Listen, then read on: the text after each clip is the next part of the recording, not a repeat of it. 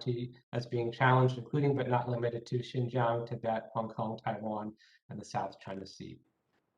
As a speech by Executive Vice Foreign Minister Liu Cheng in December indicated, I think China's acerbic diplomacy that's often described as wolf warrior diplomacy is likely to continue, especially to the degree that China believes it's going to be challenged on these issues. My third point now turns to national security goals, which will be the continued focus of the People's Liberation Army on modernization, and in particular on joint operations. In sort of the proposal for the 14th five-year plan that the Central Committee released, it includes a very important paragraph on the PLA, focusing in particular on raising the quality and effectiveness of military modernization as a key priority, focusing on strategy and doctrine, on organization, on personnel, and on weapons and equipment. An important development here is the promulgation of new operational doctrine on a trial basis last November, which is called the Outline for Joint Operations. This is the first time that the PLA has revised its operational doctrine in more than 2 decades. It indicates that the PLA believes that most of the reforms since late 2015 have been completed successfully, such that it can now actually focus on training the force to be able to conduct these much more complex kinds of operations. But it was also released on a trial basis, and new doctrine will still need to be written for the services and their components, a process that will likely take several years to fully unfold. My fourth point turns to the question over the period of the 14th five-year plan, which will end in 2025, regarding whether or not China is likely to initiate a major use of force against another state. Although I certainly expect China will continue to aggressively pursue its interests around its periphery, the use of force will either be too costly for China to undertake or unnecessary because China possesses other tools for advancing its interests. My testimony has already covered 2 reasons why. First, because of these profound changes unseen in a century and China's perception that it needs to really stabilize its position in a much more turbulent world, a major use of force would undercut this omnidirectional foreign policy push. Second, because of the effort that will be devoted to implementing this new doctrine for joint operations, and because it will likely take several years, China will lack confidence to execute sort of large-scale and high-intensity military operations. In addition, there are 3 other reasons. First, in the next few years, China will be focused on key milestones that are keys to the party image and legitimacy, both at home and abroad, which include the 100th anniversary of the CCP this year, the hosting of the Winter Olympics in February 2022, and most importantly, the 20th National Party Congress. China has developed other ways to pursue its interests without having to resort to the use of force, in particular gray zone actions. And then finally, China's growth and capabilities is so strong that it simply has even more tools with which it can force other states if it needs to. My fifth and final point is to offer 2 recommendations for Congress. Briefly, they are: first, Congress should pass legislation to significantly increase the size of the U.S. Foreign Service. And second, Congress should pass legislation to create an open source center or repository that would translate essential Chinese language materials for a much wider audience. Many thanks for your time and attention today. Thank you, Dr. Fravel. All 3 of our panelists have given us a great deal of topics for discussion during our question and answer period. We have a bit over an hour, and so we're going to proceed immediately. I'm going to repeat the pattern of this morning and invite my co-chair and the chair of the commission this year, Carolyn Bartholomew, to ask the first questions, and then we'll turn to Vice Chair Robin Cleveland, and then we will proceed in reverse order. And so Commissioner Wessel and Commissioner Talent, you will follow Commissioner Cleveland. So Carolyn, over to you.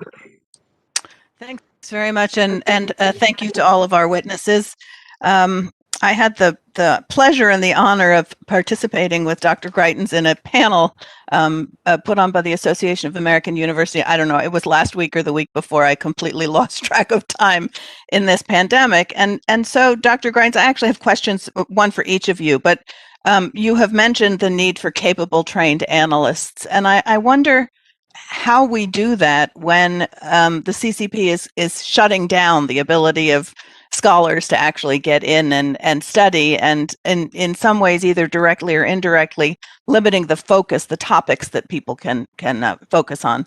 So I think that there's a challenge in our development of a new generation of scholars, and I wondered what ideas or suggestions you have about that. The next question I have for Dr. Ang is, when you look at mass entrepreneurship, I'm just wondering what kinds of incentives or disincentives there are for these entrepreneurs. So, for example, as China is emphasizing more state-owned enterprises, and is there sufficient capital for private entrepreneurs to actually start up businesses? And then what kind of message are they getting when they see something like what's happened with Jack Ma, that if you grow too big in your entrepreneurial activities, you will be punished one way or another? And so I'm just wondering about the series of incentives and disincentives. And then Dr. Fravel, who I always think of as Dr. Fravel, so forgive me for years of mispronunciation. I wonder if you could just talk a little bit about the border conflict, China's border conflict with India, its move into Bhutanese territory, sort of its growing activities in the South China Sea, and how you see that fitting into sort of this increasingly complex environment that the CCP is trying to deal with and manage, when they are in a lot of ways creating a bunch of that complexity themselves. So should we start with Dr. Greitens? Chair Bartholomew, thank you. And that is a terrific question in an increasingly complex and challenging environment for American academics who work in or on the People's Republic of China. First, I would say that I think study on the mainland, wherever possible, even if it's circumscribed, has a tremendous amount of value. We have a lot of experts on China from generations more senior than mine who dealt with China much earlier in the reform and opening period and managed to amass considerable amounts of insight from time, even in a more closed Chinese political system. And so, I think as long as that can be safely done, I would still encourage people to take advantage of it. The other opportunity that we have, of course, is for students to study in language programs in Taiwan. And as someone who has spent chunks of time in both Beijing and Taipei, I would say that they provide very different experiences, but both are very, very valuable. And I would like to see analysts who are trained and conversant in understanding both places and the benefits that come from studying in both mainland China and Taiwan. Second of all, I do think our graduate training needs to do a better job preparing students for the chance that they could encounter any number of various forms of repression that the Chinese Party state can levy against academics or scholars working in the PRC. That's something that a co-author, Rory Truex, and I have tracked extensively. We find that repressive experiences against scholars studying China are not ubiquitous, but they are fairly present. And we did a survey in part so that graduate training could more fully account for and teach students how to deal with those experiences. And I think that American higher ed, and in particular our flagship programs for the study of China, need to be realistic and to incorporate that into the training for students, undergraduate and graduate.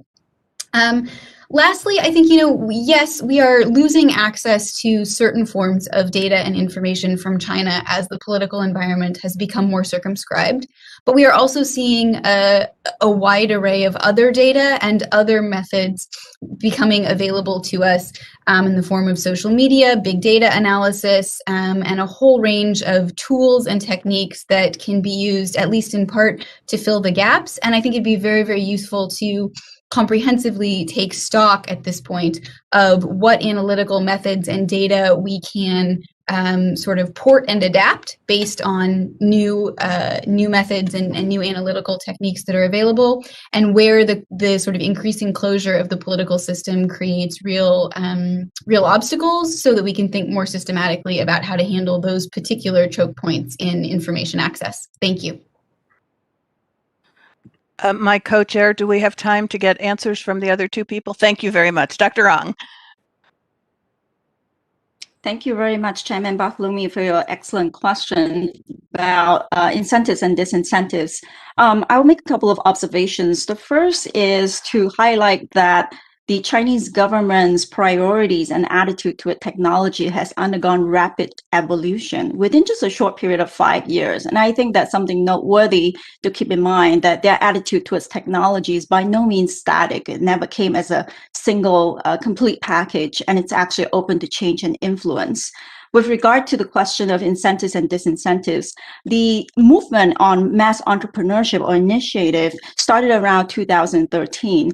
And the attitude of the role of the government in promoting innovation is very different from top-down industrial policies. The focus was on the government as an enabler of innovation, meaning it's very much focused on creating the ecosystems, the innovators, the infrastructure for lots of people to get together to do innovation. The focus is bottom up and a focus on startups and SMEs.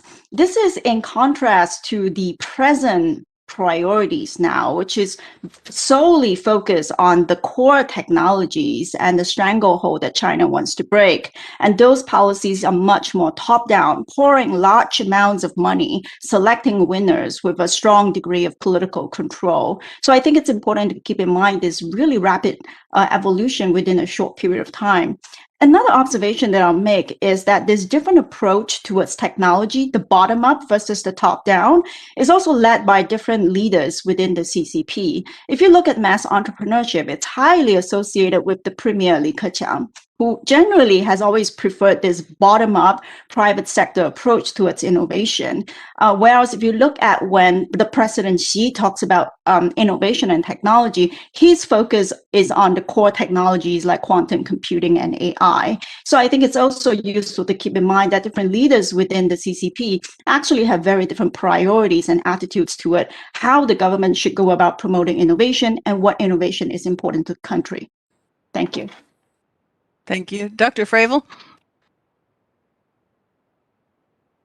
You're muted. You have to unmute. There we go. My apologies. I always joke with my friends, if I ever become a famous composer, they can call me Fravel as opposed to Fravel, but either is fine.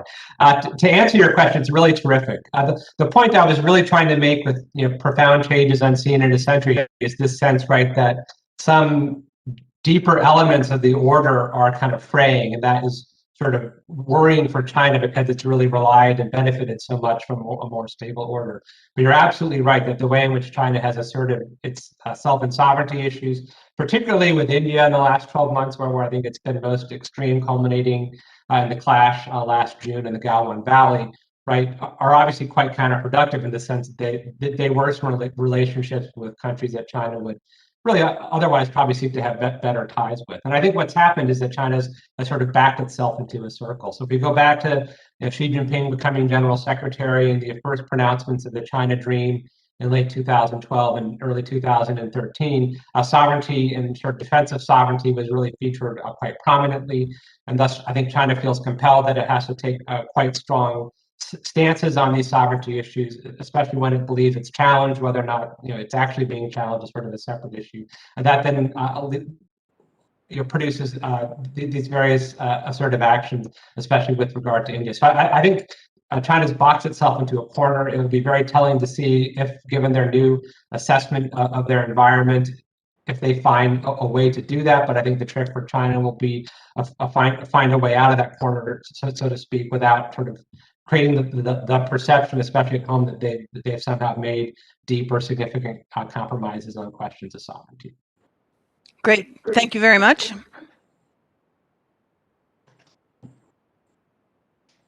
Commissioner Cleveland, we turn to you. Thank you. Wonderful testimony, and I appreciate the breadth of your knowledge and experience.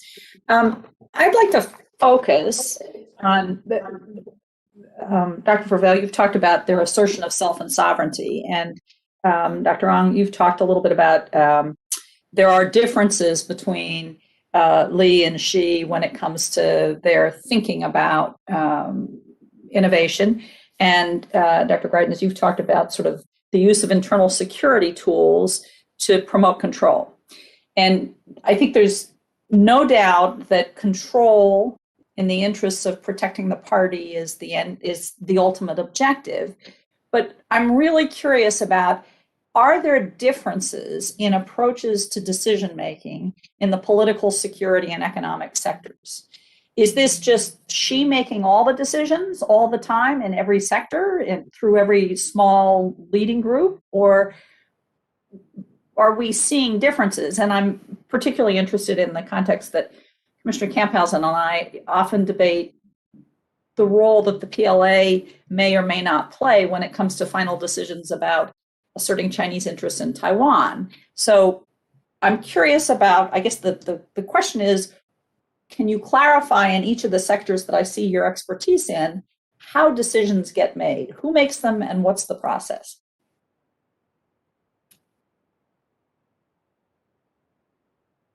Dr. Greitens, can we start with you? Sure. I would say that in national security, this is an area where Xi Jinping has taken a really central leadership role and has sought to put a personal stamp on both the concept and the implementation of national security, which in this case largely means internal security policy. I'm not an expert on economic policy, so I struggle to directly make comparisons about the decision-making processes. But I will say that one of the features of the anti-corruption campaign has been to remove a large number of senior level leaders in both the military and then the political, legal, or domestic security apparatus. And what we now see in the anti-corruption campaign, particularly the rectification and education campaign that is launching this year, is that there's an effort to really push consolidation of control and of responsiveness to the leadership team that Xi Jinping himself has put in place in the domestic security apparatus, right? The rectification and education campaign, I believe, and my research has focused a little bit on this, is directed at pushing his authority down through the lower levels of the system, not because the idea is that there might be some sort of regional mutiny or among coercive forces or something, but simply that there would be sort of shirking or non-responsiveness to the directives of the upper level leaders and the team that Xi Jinping has. That said, there are a few remaining mysteries. I don't want to take more time, but I'm happy to follow up with you offline to talk about some of the decision-making questions that I have. But that's how I would characterize national security. Thanks. Thank you. Dr. Ong, can you talk about the economic decision-making process? Sure. Thank you very much. That's a great question. Let me make a couple of observations. The first point that I would make is that the example that I gave of the differences in opinion between the President Xi and the Premier Li is just one example of other possible divisions and disagreements within the party. So this is not just limited to the number one and number two leaders. The second thing I would point out is that the differences in opinion between the first and second leader is not actually only in the realm of innovation. As I gave earlier on, even though the remark about China being a developing country seems really harmless, the fact that the premier really made an effort to push this message and announced it almost by surprise at a press conference is actually very revealing. And so the differences are not only about innovation, it's also about foreign policy. Should China be aggressive, or should it continue the path of keeping a low profile and be realistic? Should China be market oriented, or should it have a status approach? So the differences are actually not just in one realm, but across many. The third point I would make is that I think it is common knowledge by now that Xi has very effectively centralized power in his own hands. So all decisions, whether it's economic or political, really has his very, very strong imprint. And generally, we can see his preference and how it's different from past leaders. In foreign policy, he's much more assertive. He clearly prefers a status approach in economic management. And he's much more controlling in the political realm as well. Nevertheless, as someone who studies policy communication, one of the benefits that we can get out of this approach is that when we look at the communication that comes out of the party, even though we don't know the process and the black box that goes into that decision-making process, we can get some concrete signals of whether other kind of opinions manage to make their way into the final message. And so if you look at the way the CCP talks about its strategic position, its confidence. And that is where you can see 95% reflects this kind of Xi rhetoric about China being an absolutely victorious, having this once in a century seismic shift, historical forces on its side. These are the kind of narratives that Xi prefers. But the last 10% would be dedicated to saying, but China is still a developing country and we are way behind the US. And you actually now see this template being repeated in other party documents, including a recent one by the Central Discipline Commission, which is a very powerful agency. So this is one way in which you can see that despite Xi being absolutely dominant in the process, other voices are still trying and struggling to make their way into the decision-making process to moderate his personal preferences. Thank you. Excellent, thank you. Dr. Fravel? Yes, thanks very much. So turning to sort of foreign policy and national defense, I'd make 3 points. First, decision-making in these two sort of policy systems have always been sort of concentrated in the authority of the General Secretary of the party. So if one looks at the 7 members of the Politburo Standing Commission, only Xi Jinping has foreign policy and defense in his portfolio. If we look at the membership of the Central Military Commission more broadly, now today, Xi Jinping is the only non-uniform member of that commission. Within the broader Politburo itself, there is Yang Jiechi, who does sort of oversee the Central Foreign Affairs Commission and aids Xi Jinping in foreign policy. But nevertheless, both of these, I think, are quite centralized with Xi at the top. Now, the second question is, are they too centralized, right? And does this mean that discrepant information, competing views are not necessarily filtered up to the top of the decision, and thus poor decisions are in fact made? And that's, I think, a very important question to consider, although analytically very, very difficult to study. And then thirdly, with regards to the PLA in particular in Taiwan, I don't want to wade directly into your debate with Commissioner Camphausen, but I'll make the following observation, which is that I think because of the way in which Xi has worked so hard to gain control of the PLA, the way in which that discipline was elevated very prominently on the Central Military Commission in 2015, that major decisions that the PLA takes are taken with the approval of the General Secretary of the party, right? That there's not a lot of, especially at the strategic level, there's really no room for kind of policy entrepreneurship. That doesn't mean that necessarily everyone in the rank and file is happy with all the decisions that are made, but my own judgment would be that certainly when it comes down to questions of using force, that ultimately is a question for the Standing Committee and Xi in particular. I think I win, Roy. I was going to say, I thought I'd won. Okay, let's turn to Commissioner Wessel. Thank you all for great testimony, both oral and written. Let me start with a quick vignette, I guess, on us. We've been in operation 20 years. When we first started hiring many years ago, Chinese language skilled employees were very difficult to find. We are now, happy that we have broad interest in both serving on the commission, but very qualified staff. Certainly our current cadre is part of that.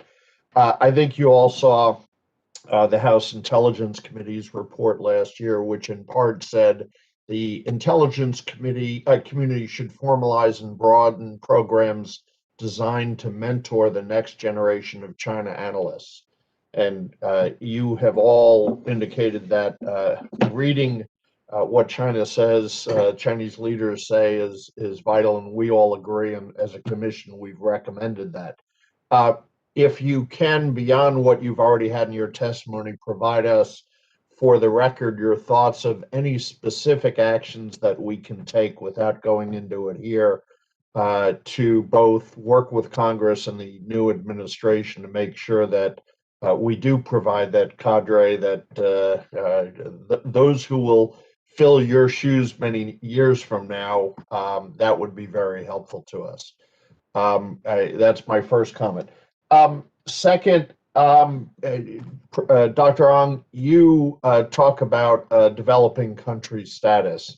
And when I hear that term, I think of it in a different context, which is the legal status of China as it relates to trade law as it relates to climate change and a number of other, bilateral and multilateral regimes.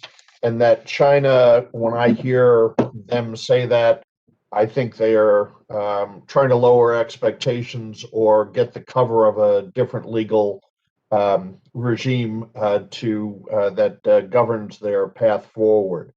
Can you comment on that since you've talked about it in a different context? Sure. Thank you for your question. You are absolutely right to raise the point about developing country and that phrase having a certain connotation when said to a foreign or American audience. And you're absolutely right about that. What I wanted to point out is that in the Chinese context, who says something to whom makes a huge difference, even when they use exactly the same phrase and say exactly the same content. So I completely agree with you that when China throws out the term developing country in the context of WTO and to foreigners, that is often in the context of wanting to downplay its rise and plead leniency in fulfilling its obligations as a middle-income economy. What I wanted to point out is that, however, when Chinese leaders say that China is a developing country to its own people, this is a completely different context, in particular when President Xi says it himself, because this is inconsistent with the narratives that he has very much preferred about national rejuvenation and China's greatness and so on. So when I see that, I was quite surprised, and I would read that as some form of a compromise or at least acknowledgement on his part that they need to downplay that over ambition. So this is something noteworthy, I believe, to US policymakers. I appreciate that. So you don't view it as trying to, if you will, harmonize the inward and the outward messaging, but rather the different audiences. Absolutely, different audiences. The Chinese are very conscious of when they're speaking to foreigners versus speaking to domestic audiences. Okay. Dr. Greitens, if you could, talk briefly about, the alignment or the intertwined internal and external challenges. And with recent commentary both by the Trump and Biden administrations regarding the Uyghurs and genocide, how do you view the use of that term and the heightened attention on the Uyghur issue in terms of those intertwined challenges? I think it's absolutely appropriate to have heightened attention to what is happening in Xinjiang, to the program of collective repression that the CCP has launched, and to what I view as crimes against humanity that are being committed there. I'm not an expert in the sort of international legal designations on genocide. And I apologize. Yeah. I'm wondering more that with the use of that term, which is heightened attention, how do you view that in terms of how China sees itself and both internal and external challenges? Do you think that it sees itself as under even greater attack and that it must take new steps to respond?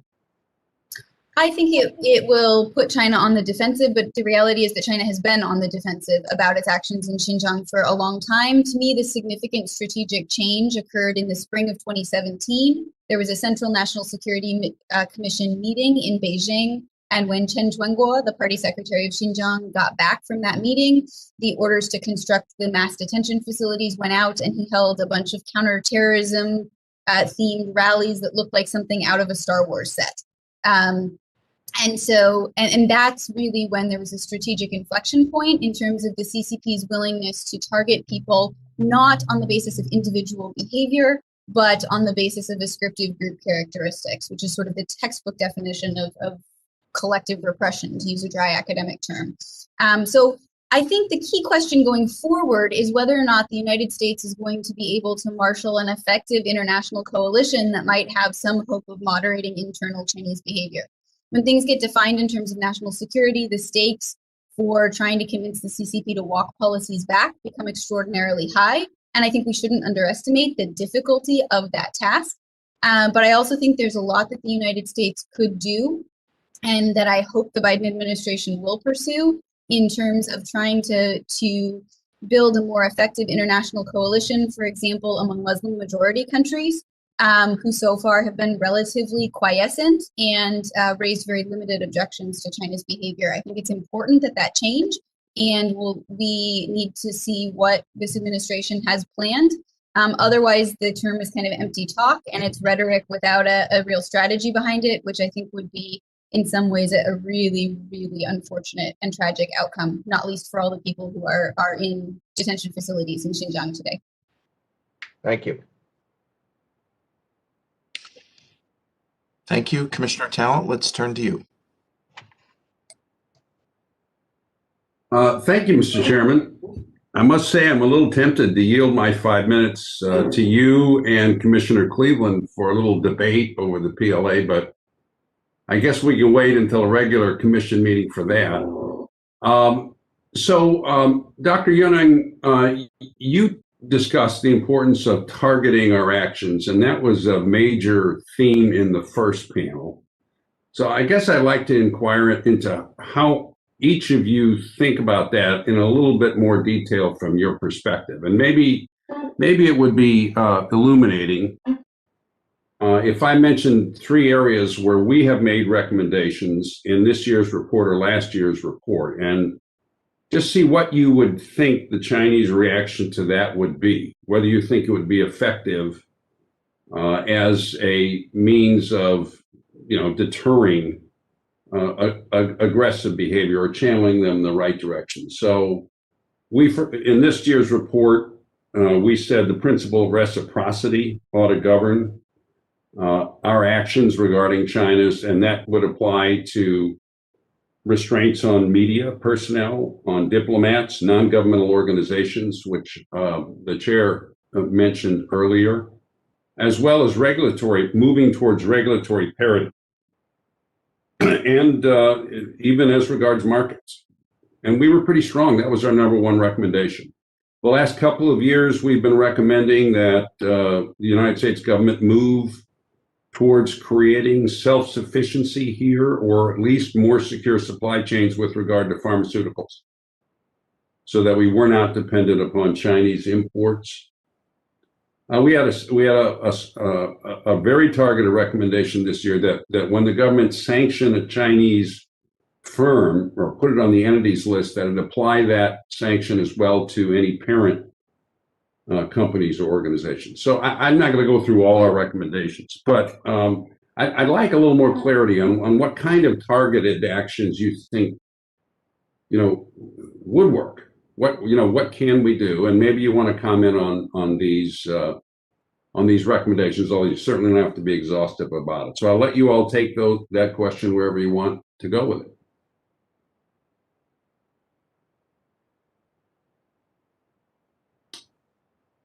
Should I begin? Yeah, please. Yes. Well, thank you very much. Yeah, thank you for initiating this conversation about a targeted approach. Let me just give an example of a possible targeted approach. So in the realm of innovation, we could begin just by making a very broad distinction between the kinds of applied innovation that I talked about versus the competition over critical technologies. And one possible realm of engagement in innovation is in the realm of climate action, which is a very important priority for the current administration and for China as well. The Chinese innovation landscape is really good at taking an existing technology and making it cheaper, making it more accessible. That's their commercial strength. So that is one example in which the US and China could actually engage on climate action and in the realm of innovation. And that's just one example. And the broader, I think, spillover effects of having selective engagement at the same time having selective pushback is that I also think that it creates an ecosystem where it makes it easier for individuals and experts like myself to be able to engage with China. Going back to Chairman Bartholomew's earlier comments, the pressure for China experts is not only coming from China, but also from the US. When the two countries are in a very tense climate, we actually are pressured on both sides. So if there can be selective dialogue and selective engagement on areas of mutual interest and cooperation, it actually makes it easier for experts like myself to be able to engage with China and therefore bring expertise back to a healthy and informed discussion.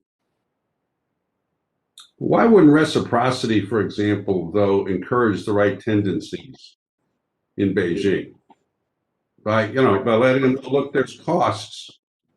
If you're constraining our media, if you're constraining our diplomats, not just ours, but the world's maybe, non-governmental organizations, okay, we'll adopt that policy here.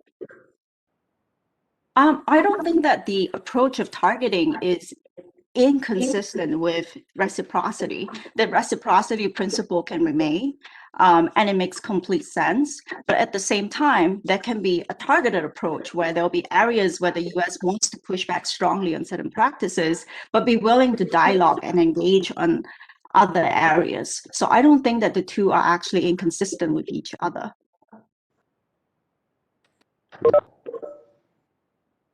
Dr. Travell, would you like to comment? Or?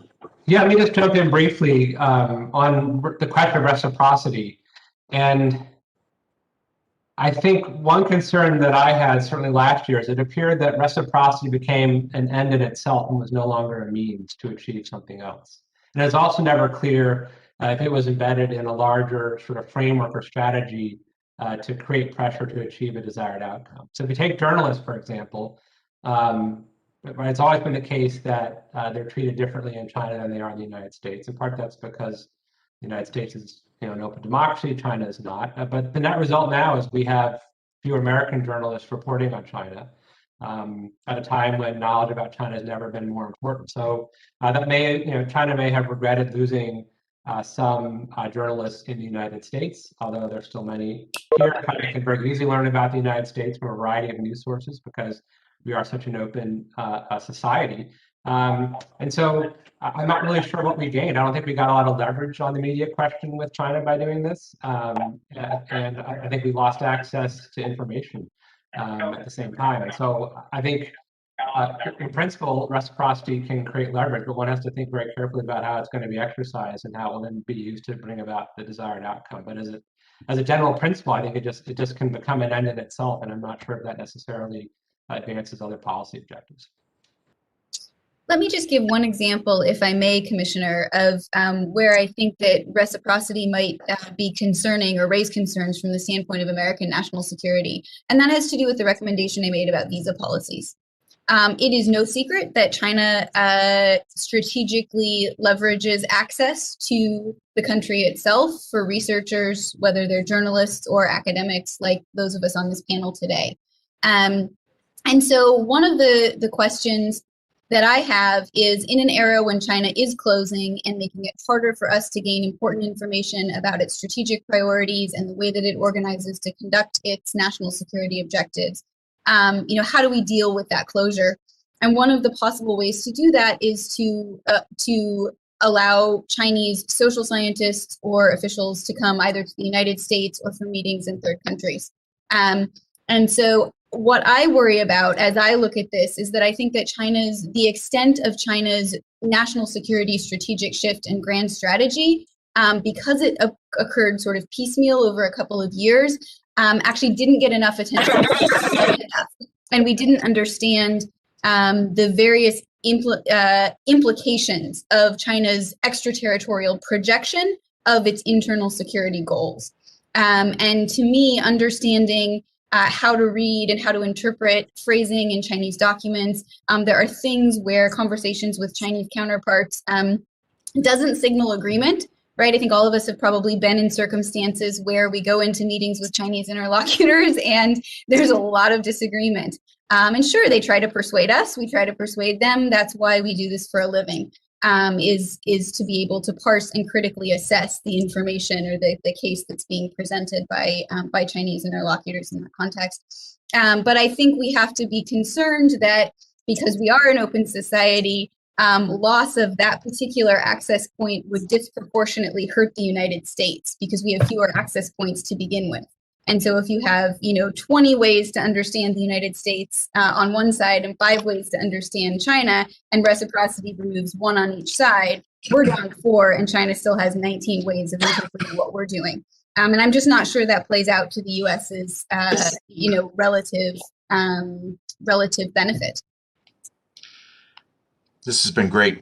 Let's move on next to Commissioner Goodwin, who I believe is on the phone. Cart, can you hear us? And go ahead with your questions if you can.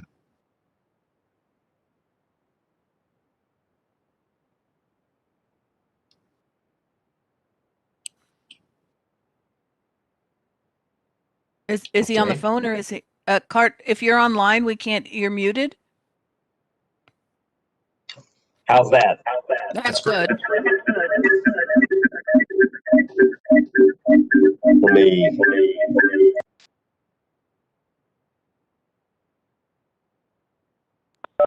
All right, I'm going to try this on the computer. I've been having connection issues, as I'm sure you all have gathered.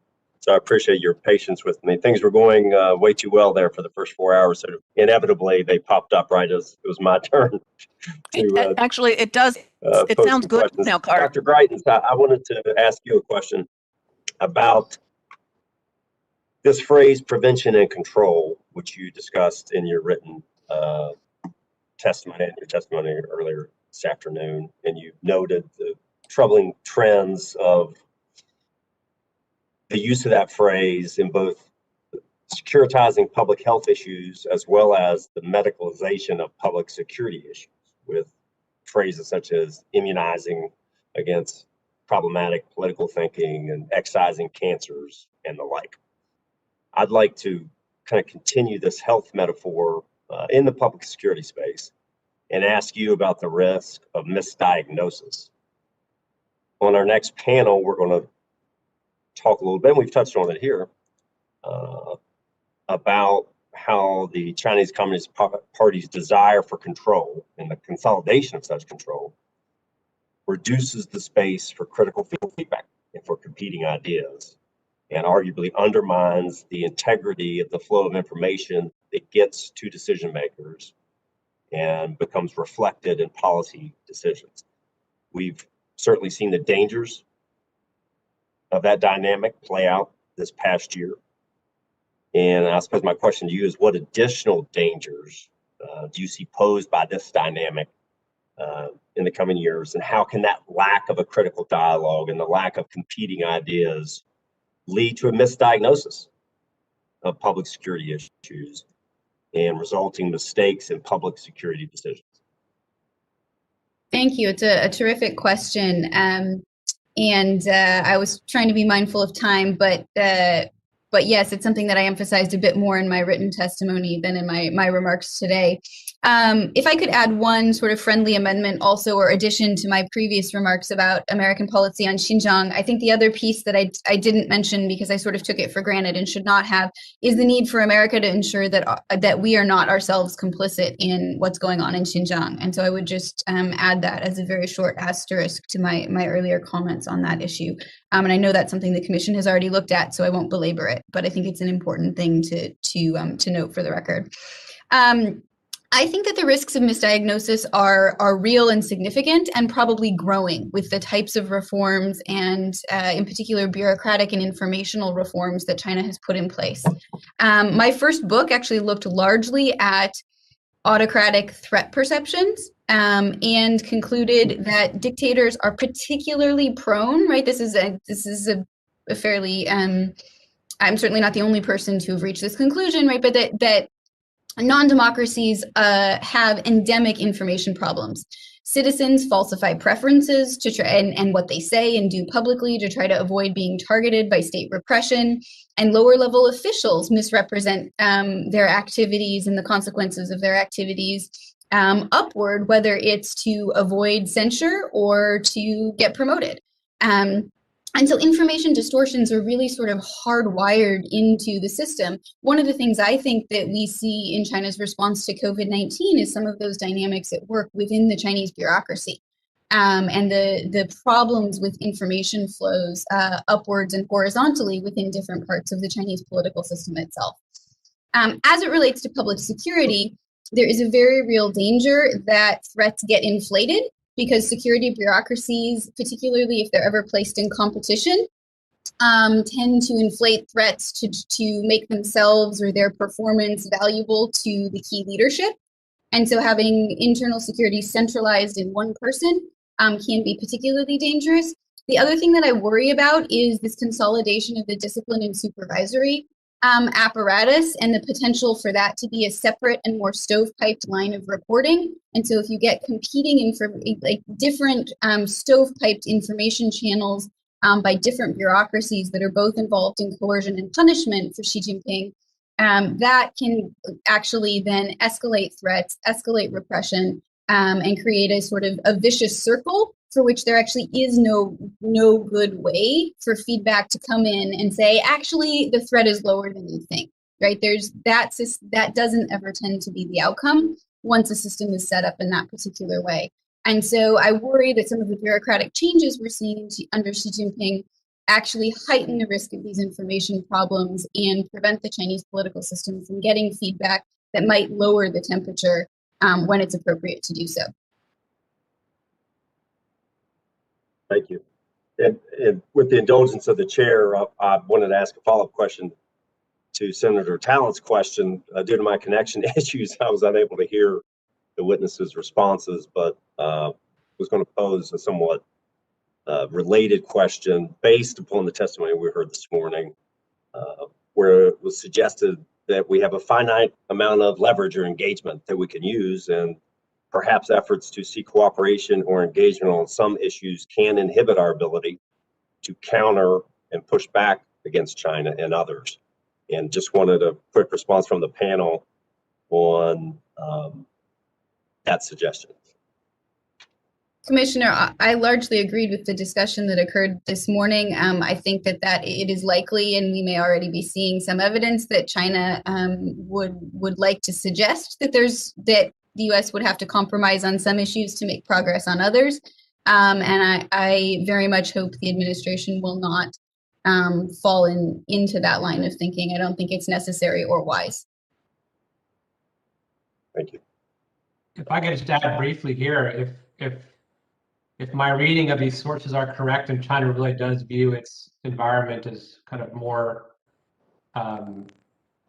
worrisome than it has in the past, that suggests the U.S. has more leverage to be able to push hard on both directions. So if it's something where there is a genuine basis for cooperation, that can be pursued, because I think it can be more effectively sandboxed or isolated from the areas where China might want to draw linkages, because China will see some of this cooperation not just as something that is beneficial for the U.S., but actually is potentially even more beneficial for itself.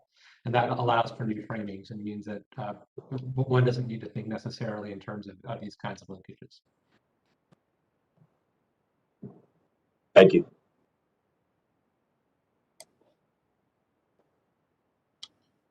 My only comment on your question would be that I think it's noteworthy to highlight that U.S. policies have a much more profound effect on Chinese policymaking than vice versa.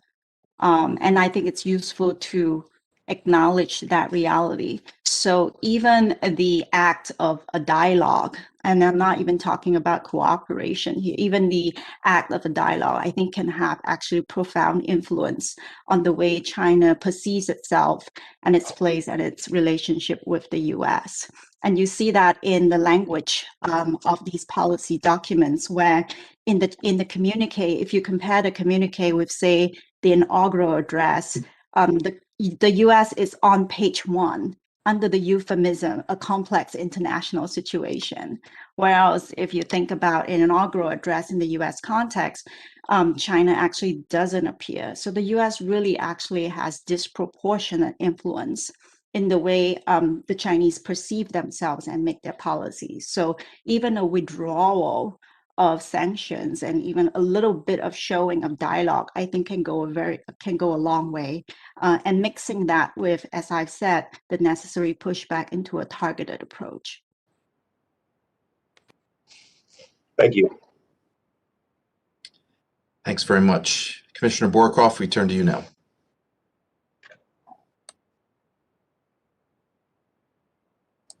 You're still muted.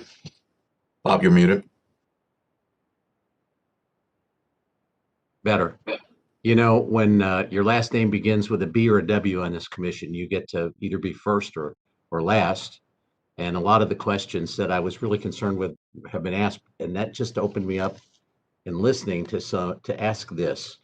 All three of our folks who have testified today have really impressed me with your breadth of knowledge and your strategic thinking. And Dr. Ong, you know, your concern and your suggestion that we find avenues to make people feel more comfortable, I totally agree with. Dr. Fravel, when you talked about the concerns the Chinese have with defensive sovereignty, I really understand that as a business guy, because when you build a business, you know, you fight like crazy to get to a certain size. And then when you get there, you worry every single day that someone's going to take it away from you. And Dr. Greitens, what struck me in your very first comments talking about prevention and control, you said that they look at security more as an ends than a means. And that really struck home for me. I have a very close friend who grew up in business with me and built a gigantic restaurant company. And last year when the pandemic hit, he was very, very, very upset with the way the PPP got handled, because he didn't understand why his billion-dollar company was being attacked for getting so much money. And he said, you know, I'm a small business too. And I said, and it reminded me of what you all are talking about today with China downplaying themselves and saying they're a developing country. And I said, you know, no offense, but you're really not a small business. And he said, I'm 500 small businesses. That's just not true. And where I'm leading with this is that the psychological difference between what's happening in China and the people who run it and their governmental system, I realized today, listening to you all, really can be misunderstood just because they use the same words. That's a very, very big concern. So I also know from just watching my friends who build these big companies that are not all that different than China. They want to control the marketplace once they get to a certain place.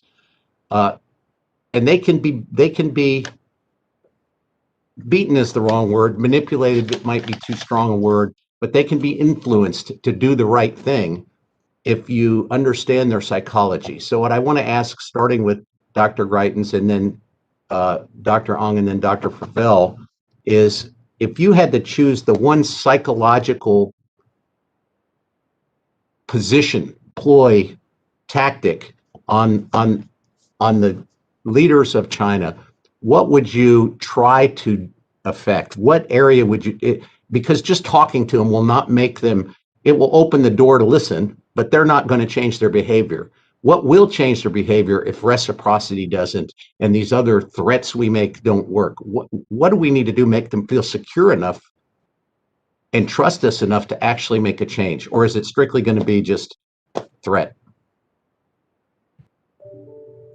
So unfortunately, based on the work that I've done on autocracies in different historical periods and across the world, I'm not sure that solving the insecurity issue is actually possible, given the nature of the political system and the leadership that China has. And so I think we need to figure out how to bound the actions that result from it. I think we need to understand it, bound it, and that it should be about protecting and defending American interests and American values. And I know the discussion this morning touched on some techniques to do that. And I say that because I think it is possible for a country to be both very powerful and insecure at the same time. Power does not always create a perception of security. And the old joke when I was studying Chinese is that we look at China and we multiply everything by 1.3 billion or 1.4 billion. Chinese leaders look at it and they divide by 1.3 or 1.4 billion. And so just even the size of China plays in different ways, right? As Professor Ang's comment about the monthly income of most Chinese households earlier made clear. The final thing I'll say is that, a lot of the problems that we highlight in our testimony, I think it's important to be aware that the Chinese political system is also aware of and actively trying to solve these issues, right? So Commissioner Goodwin's question earlier about information problems, right? There's a concept that Premier Li Keqiang has used called information islands that appears throughout efforts to reform Chinese bureaucracy right now. The Chinese political system is aware that the fragmentation of information is a problem for the leadership and is actively trying to figure out what to do about it. The problem is that it's more of a political problem than a technological or a bureaucratic one. And so a lot of American policy needs to be, I think, sort of accepting of that reality, even as we hope that it'll evolve and change. But I think we need to focus more on American interests and American values. And really for that to lead our strategy. Thank you. Dr. Ong? Well, thank you very much for your really thoughtful comments. You raise a profound question, and I'm not sure if I can answer it in 3 minutes, but I do have a few thoughts that I would like to emphasize. I think the issue may be less of a psychological tactic, as you said, but an understanding that I think it's helpful for the US at the outset to question the assumption that the CCP is a monolith, that the CCP leadership is a monolith, that they act and think in one mind and agree on everything. If you think about it, it's not a realistic assumption. We know from historical experience that every government has divides. And we know from the Soviet Union that even the Soviet Union was deeply divided and Stalin was condemned by his successor. So I think it's actually realistic to assume that there are differences and divides within the CCP. But because in the past years, the relationship has been one where they were all bundled together, think about the implications of that action. If assuming that within the party, you do have people who are moderate reformers versus hardliners, when you bundle them all together and react to them in an aggressive way, that almost always strengthens the hand of the hardliners, and the moderates and reformers find themselves really in a double whammy. They are repressed both domestically by the repressive climate, as well as by US pressure, because they're just bundled together with their colleagues whom they do not necessarily agree with. So I think at the outset, it's helpful to realize it's not a monolith.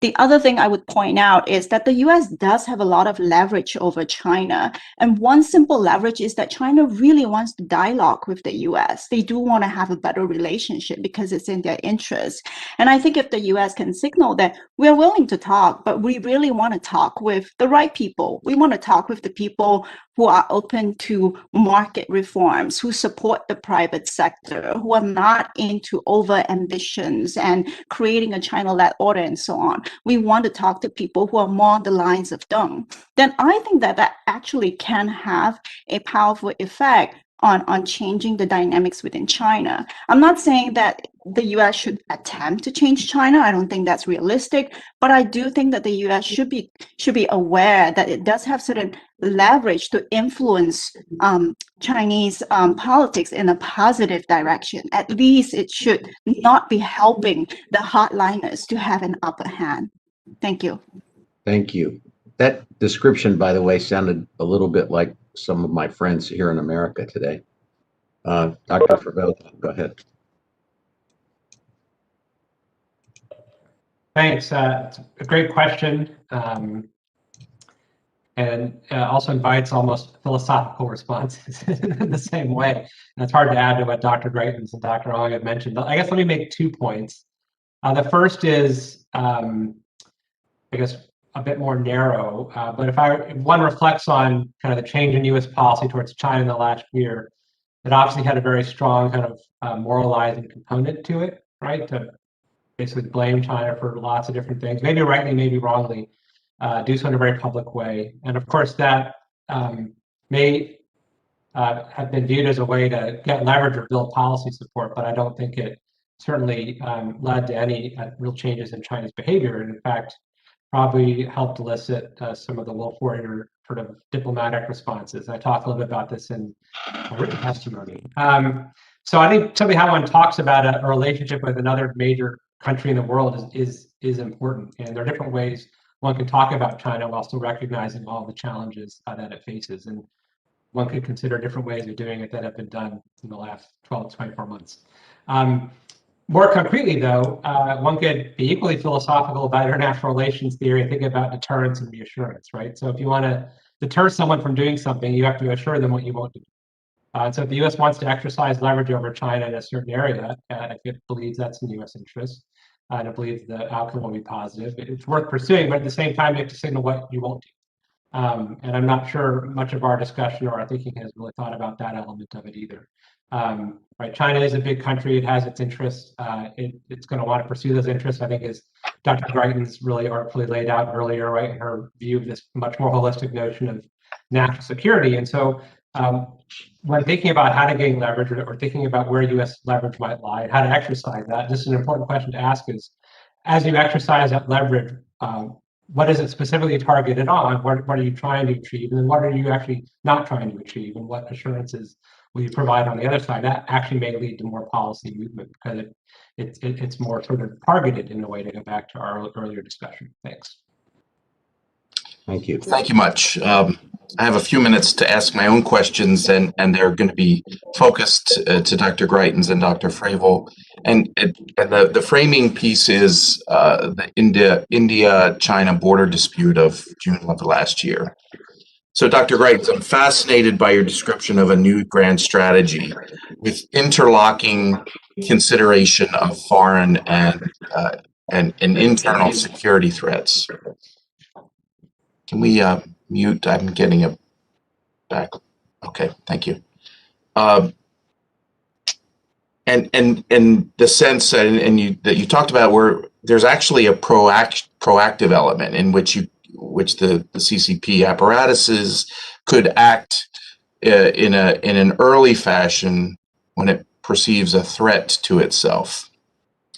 The challenge of this grand strategy, it appears to give the predominance of consideration to domestic interests. And so in the case of the Sino-Indian border war, the evidence I've seen, and Taylor can correct this if wrong, but the evidence I've seen suggests that this was intentional on the part of the Chinese side, that they rotated in different troops just prior to the confrontation, and suggesting that they knew what was going to happen and it was part of a plan. But what was left out is the consideration of how counterproductive this is to China's general consideration regionally, right? The views of China among regional states as to why it precipitated this mini crisis at this point, it's just not understood. And so I guess the question is, how do we account for these? If there is an interlocking nature of domestic and external threats, how do we account for that in trying to understand Chinese actions, especially when they just don't seem to make sense and they appear to be counterproductive to China, what we understand to be China's interests? Dr. Fravel, for you, you talked about the profound changes that China acknowledges in 2020.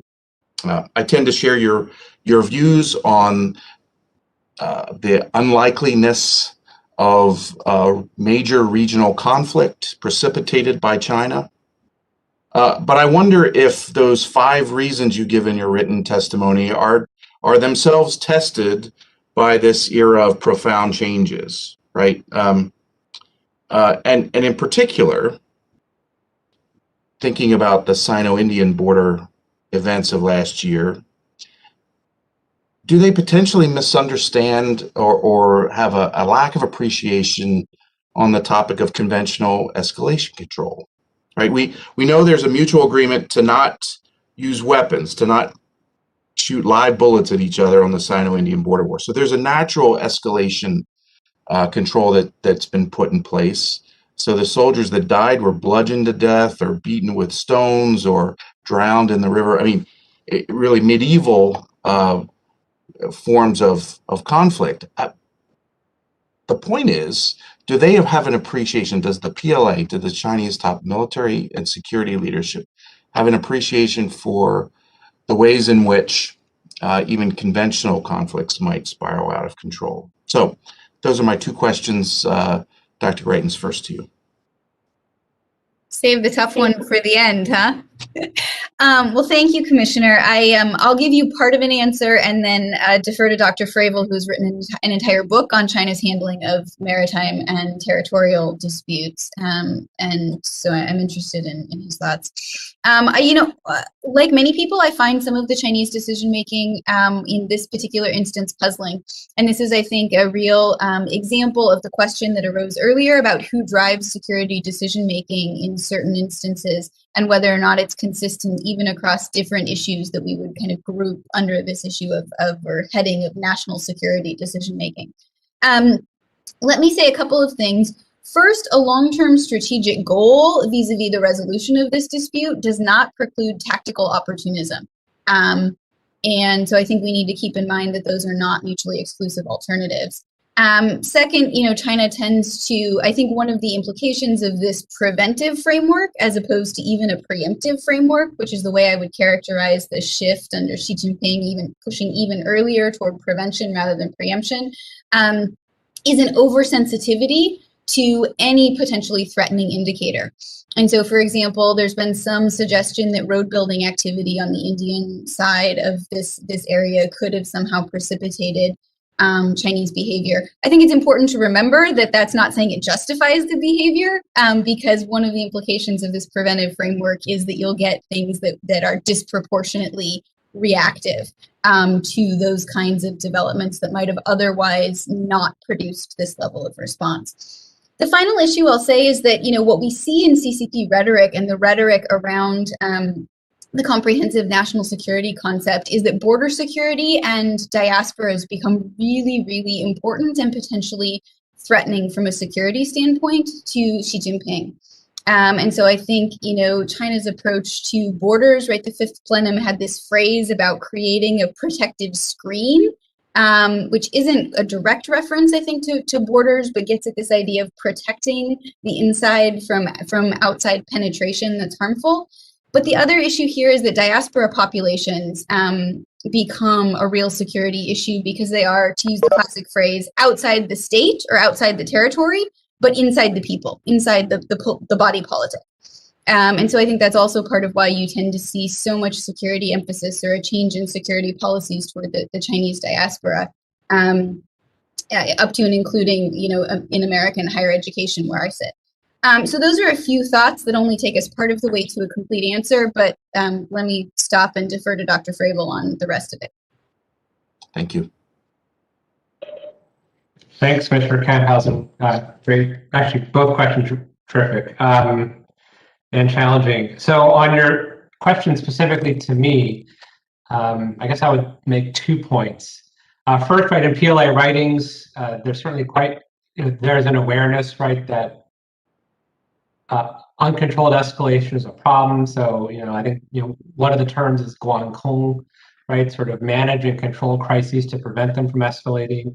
And more generally, China has a tradition with respect to using force to framing it in quite political terms, trying to figure out the political effect they want to have with the military action versus sort of just brute force or taking and seizing something.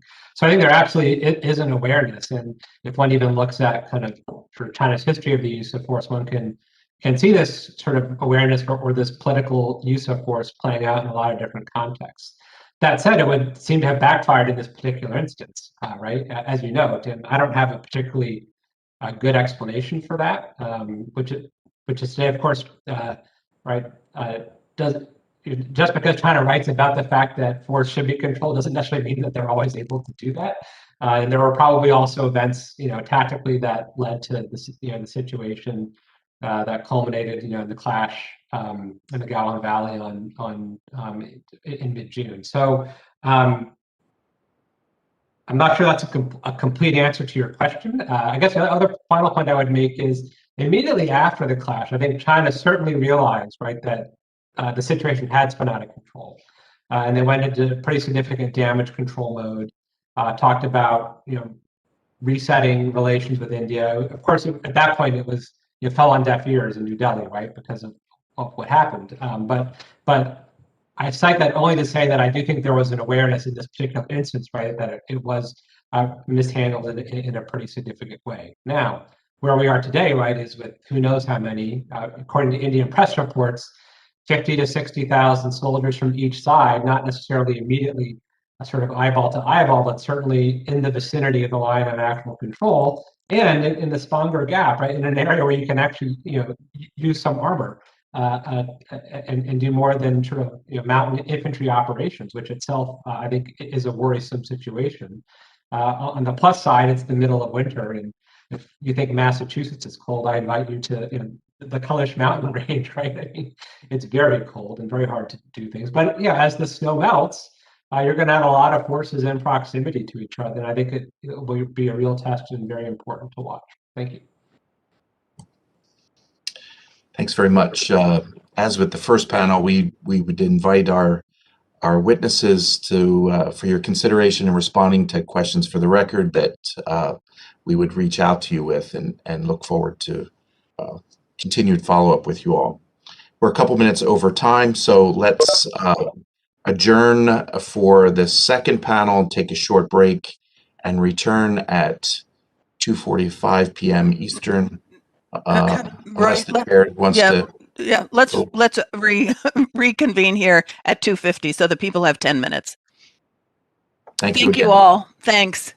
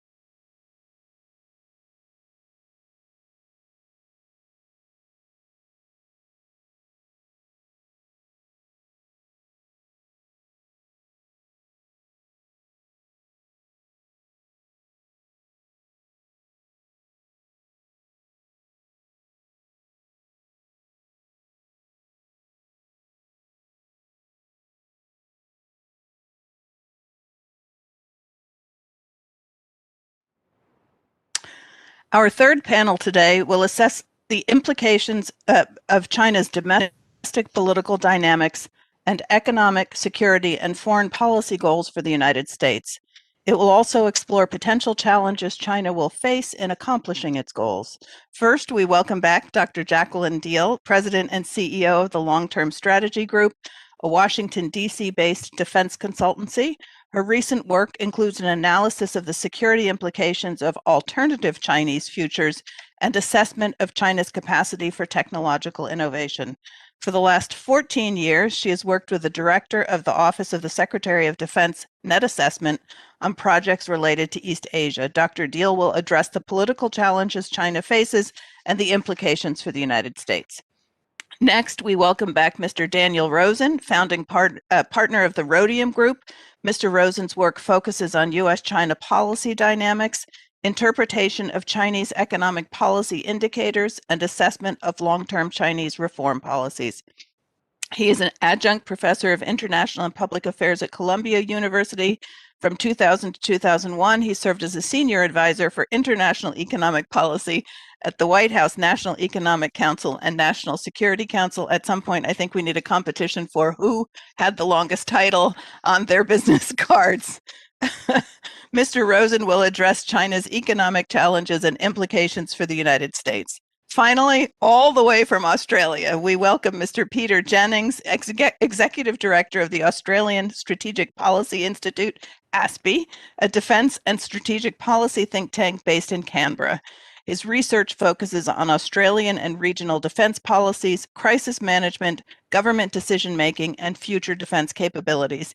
He has worked at senior levels in the Australian Public Service on defense and national security, including as Deputy Secretary for Strategy in the Defense Department, Chief of Staff to the Minister of Defense, and Senior Advisor for Strategic Policy to the Prime Minister. I hope that was all at one time, all that title.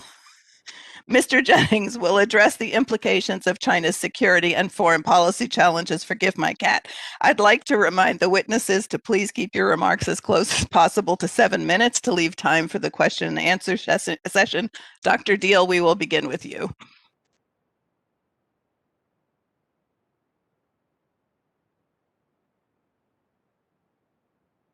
You're muted. You're muted. Thank you. Thank you to today's chairs, Chairman Bartholomew and Co-Chair Camphausen, and to the other honorable commissioners for the invitation to testify. I appreciate the opportunity to contribute to the very important work of the commission and would also like to thank the staff for their support of my appearance today. It's fitting that this first hearing of 2021 is both retrospective, marking the centennial of the Chinese Communist Party, and prospective, because the party's past is clearly an essential factor shaping how the People's Republic of China will evolve in the coming years. You asked me to address a variety of questions about the domestic and international challenges that the CCP faces, known and unknown to the party, and the party's ability to deal with them, as well as their potential implications for the PRC's behavior abroad and for U.S. interests. My answers inspired a range of suggested recommendations to Congress. Some focus on the consequences of CCP success and are designed to sharpen our competitive approach. Others focus on the potential for a major discontinuity in the PRC. Where do I get this wide range of potential outcomes? First, as others have testified, the CCP's ambition for the PRC to secure global ascendancy is no longer in question, and Xi Jinping seems to be in a hurry. He's advanced the deadline for the People's Liberation Army to be a world-leading force from 2049, the PRC Centennial, to 2027, the PLA Centennial, and appears to have lifted the cap on the share of the PRC's GDP that goes to the PLA. Some combination of perceived opportunities, and perhaps also pressures building up within the PRC, are driving this rush. We are likely to misunderstand what is happening if we apply Western frameworks, though, because the CCP system is just very different from ours. While the party is comfortable, clearly, navigating interactions with the Western liberal world, its own policies reflect an evolving Chinese Marxist perspective on global power. This orientation is materialist and zero-sum, to address an exchange from the first panel this morning. The party worries about securing the PRC's access to outside resources that it needs, from food to energy to intellectual property. Party theorists deliberate on and debate new policies with reference to empirical trends that they conceive of as illuminating scientific laws of history. They start from a common ideology about the centrality of the party itself in governing the PRC, and promoting its rise to world-leading status. They believe that the CCP regime is better positioned than the United States is to adapt to the information technology and digital economy developments likely to determine victory in 21st century major power competition. The state will play an essential role in ensuring that the PRC dominates what it calls the commanding heights of the important new domains from the network or cyber realm to space, which the party sees as central to geopolitical contestation in what they call the new era. That said, some theorists recognize pitfalls associated with the party's approach. For instance, the way in which the anti-corruption campaign that Xi has used to centralize power disincentivizes initiative on the part of officials who may calculate that inaction is safer than actions for which they may be blamed. For similar reasons, PRC scholar strategists also worry that the political system reduces the likelihood that good information about what is happening at the local level will be transmitted up the chain of authority.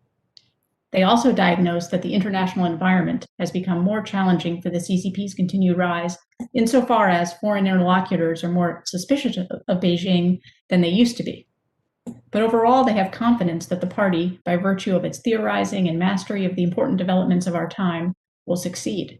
They may not appreciate the degree of risk they incur by putting all their faith in the party itself.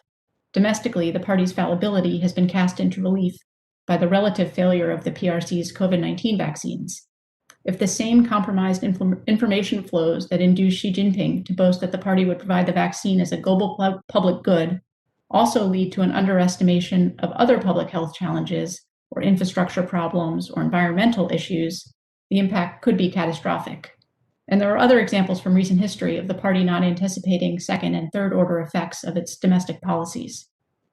Externally, again, because of their confidence in the party's playbook, they are likely to double down on the behavior that they have engaged in over the past decade, combining threats and coercion with efforts to co-opt foreign elites whom they see as friends or potential allies. But it is possible that the party could miscalibrate this combination or grow frustrated if the targets of coercion prove resistant, or as the cost of wooing foreign friends rises in the wake of the Xinjiang genocide and the Hong Kong crackdown. Looking back at the PRC's history, at moments when the tide seems to be shifting against the party has authorized the initiation of hostilities, so-called lesson teaching attacks, or political uses of warfare, as was discussed on the previous panel, in an effort not to wage a prolonged war, but rather to use a short conflict in which it can exploit local or discrete functional advantages and capabilities to send a broader message to the world, that is, to try to assert China's perceived prerogatives and status. The PLA buildup on the border with India today is worrisome in this regard. If such an attack were to succeed, it would advance the party's interests at the expense of those of the United States and the open world by reducing faith in the alternative to the PRC model. So we face a wide range of potential outcomes from the PRC, even as the party maintains its ideological outlook and continues to execute the approaches that it has applied to date. For this reason, my recommendations start with ways to compete harder or better, but also include preparatory steps for potential major Chinese discontinuities or downside scenarios. 3 recommendations related to sharpening our competitive approach are: 1, the Commission might recommend that Congress ask the State Department to track the CCP's progress at cynicizing Marxism, to shine a light on this endeavor, which is not often discussed or often enough discussed in English or in the West. 2, it might recommend that Congress ask the Defense Department to develop courses of action to deter or dissuade the PRC from launching a lesson-teaching war against India or any other potential target. 3, it might recommend that Congress ask the Federal Bureau of Investigation and any other relevant intelligence agencies to supply DoD with an inventory of all known targets of PRC espionage in the United States to illuminate which technologies we have that they most fear or want and need to plug their own gaps as an input to the Defense Department's development of competitive strategies for the competition with the PRC. And I'll conclude with recommendations related to potential PRC discontinuities. The Commission could consider recommending to Congress that it task the relevant agencies with developing contingency plans in the event of a PRC internal crisis, to include research, analysis, and simulations designed to address questions such as what would be the most important U.S. interests in such a scenario in the short and medium terms, over the long term, with whom inside and outside the PRC would the United States work to ensure the protection of U.S. interests in these different timeframes? And finally, what are the indicators that such a discontinuity might be imminent? Who within the U.S. government is monitoring those indicators? So thank you very much again, and I look forward to your questions. Thank you very much, Dr. Rosen. Sorry, Dr. Deal. Mr. Rosen, on to you. Thank you so much. It's so nice to be speaking with the commission again. Chairman Bartholomew, Commissioner Camphausen, and colleagues on the commission, thanks for the opportunity to offer my perspectives today on the implications of China's policies for U.S. interests. I'm going to address three of the questions that were suggested to me. First, we seek to understand what economic challenges are confronting Beijing right now and how they affect U.S. economic interests. China's leaders describe their present goal as maintaining stable progress toward prosperity while transitioning from growth quantity to growth quality. That's a reasonable goal for them. China's GDP per capita in 2019 was still just a little over $10,000 per person, just above Argentina, Mexico, Bulgaria. So growth is essential to China and the party at home and abroad to its ambitions. And it's entirely possible given the low starting point that they're still at, provided that China can realize its potential. But there are tremendous problems for them behind the veneer of unvarying success that they present. Economies grow through three ways: labor force demographics, capital stock deepening, or productivity growth. China's story of reform and opening was foremost about letting markets guide more productive use of labor and capital to produce value over the decades after 1978. And that propelled China very well for many years, but past moves don't sustain growth forever. The working age population in China peaked, the working size population peaked in 2014 and will decrease outright by 2030. China has underinvested terribly in health and education for more than 750 million of its non-urban citizens, as my good friend Scott Rozelle has so ably documented. The capital stock of the country grew 11% per year from 2010 to 2017, compared to just over 1% for the US, but with ever diminishing return on investment for all that money they're putting to work. It takes almost 9 renminbi of new credit today to drive just 1 renminbi of GDP growth. That's almost 3 times the amount that was needed in a decade prior to Xi Jinping taking power. So it's taking a huge amount more money to get the same amount of growth out of China. And that kind of thing just doesn't go on forever. With demographic shrinkage and limits to debt-driven growth, a productivity boom is the only way for China to get to high income status, on which all of its aspirations to 2027 or 2049 or what have you are all completely contingent. However, China is trending in the wrong direction here on productivity as well. Productivity contributed only 0.6 percentage points to their average GDP growth 2014 to 2018, compared to 2.1 points a year in the 5 years prior to that. So not in the right direction in terms of that third option for growth. The Xi era began with a plan to address all those challenges, but implementation of that plan proved too scary whenever it led to instability, which was all the time. Capital account opening was started and then suspended. Interbank market cleanup was turned on and then turned off. State-owned enterprise governance reforms were begun and then canceled. Over and over and over again, Beijing fell back on statist solutions, sending in officials to determine market outcomes. While politically expedient now, and that really, shined bright during the pandemic year, reverting to a state-owned playbook disregards the lessons of the past and will not take China forward into the future. The first implication of all this for the US is that China cannot actually negotiate on structural matters if it does not resolve its internal barriers to marketization. Without market-driven productivity, Beijing will need to keep an iron grip on its system to keep it from faltering, and private and foreign interests will be disadvantaged. And that means it's not going to be able to truly be a good actor in serious negotiations over structural matters with us.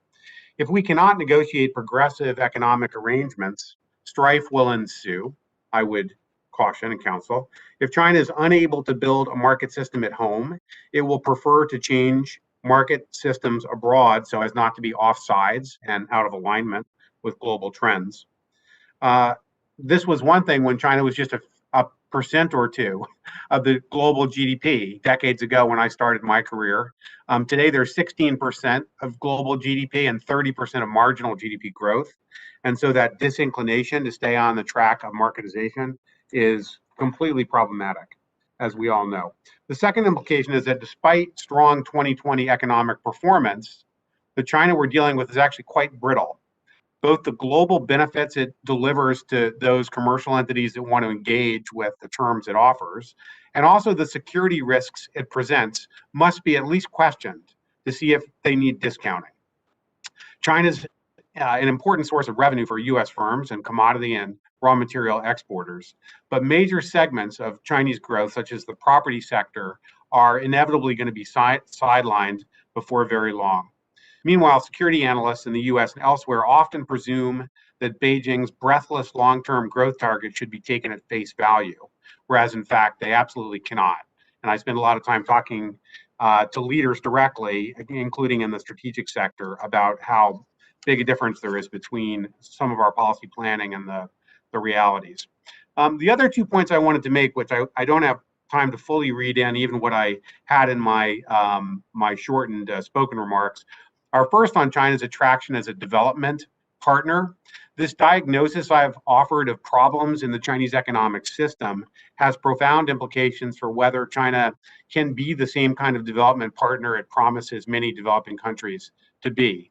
We've already seen a lot of debate the past year about Belt and Road outlays kind of falling short of what Beijing had suggested they would be. I can speak quite a lot about that.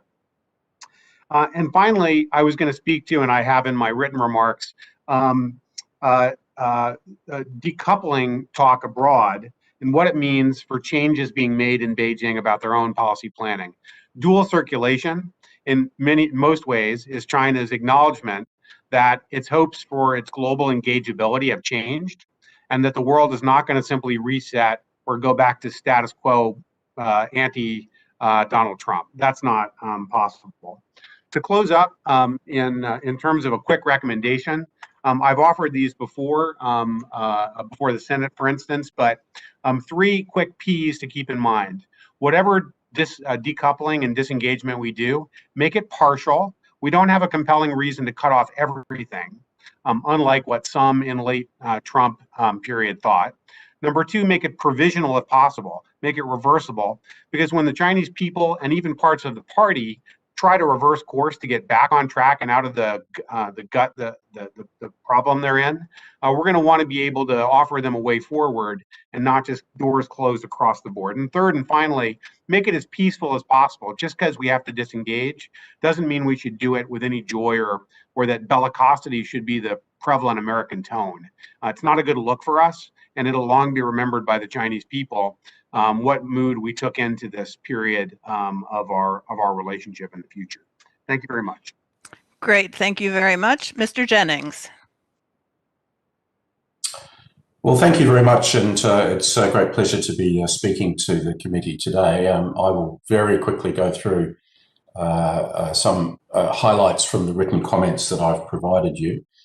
I just wanted to start, though, by thanking the Commission for its work and saying that it actually has resonance well beyond the United States. It's an important factor in policy thinking in Australia, and I'm sure many other countries as well. Now, I was asked to address a number of questions, the first being what challenges do China's leaders anticipate in strengthening China's global appeal and achieving its status, its desired status in the international order. That reminded me of a conversation I once had with a very senior Indonesian political figure who said to me once, Peter, China has no soft power in Southeast Asia, it has only money power. But the point I would say about that is that money power has an appeal all of its own, including in countries like Australia. Another factor which goes to how countries in the Indo-Pacific think about China is that they very much calibrate their judgments about China based on an assessment of the longevity of American commitment to the security in the Asia-Pacific region. And so those two things in the minds of Southeast Asian policymakers, Pacific Island policymakers, sit very much together. I think in recent years, what we've seen from Beijing is that their primary objective is to achieve their strategic aims. And it doesn't matter so much to them if, in fact, they are losing the soft power battle and indeed being perceived more negatively by countries in the region while they do it. Now, my own government would not put it in these terms to you, but in the South Pacific and Southeast Asia, these are currently zones of intense competition for influence between the PRC and the United States and its allies. And that competition, I think, is going to only become significantly hotter in the short term and in coming years. That led to the second question that was put to me, which was what impact will political pressures of the CCP centenary have on the party's willingness to use military force or other coercive measures abroad.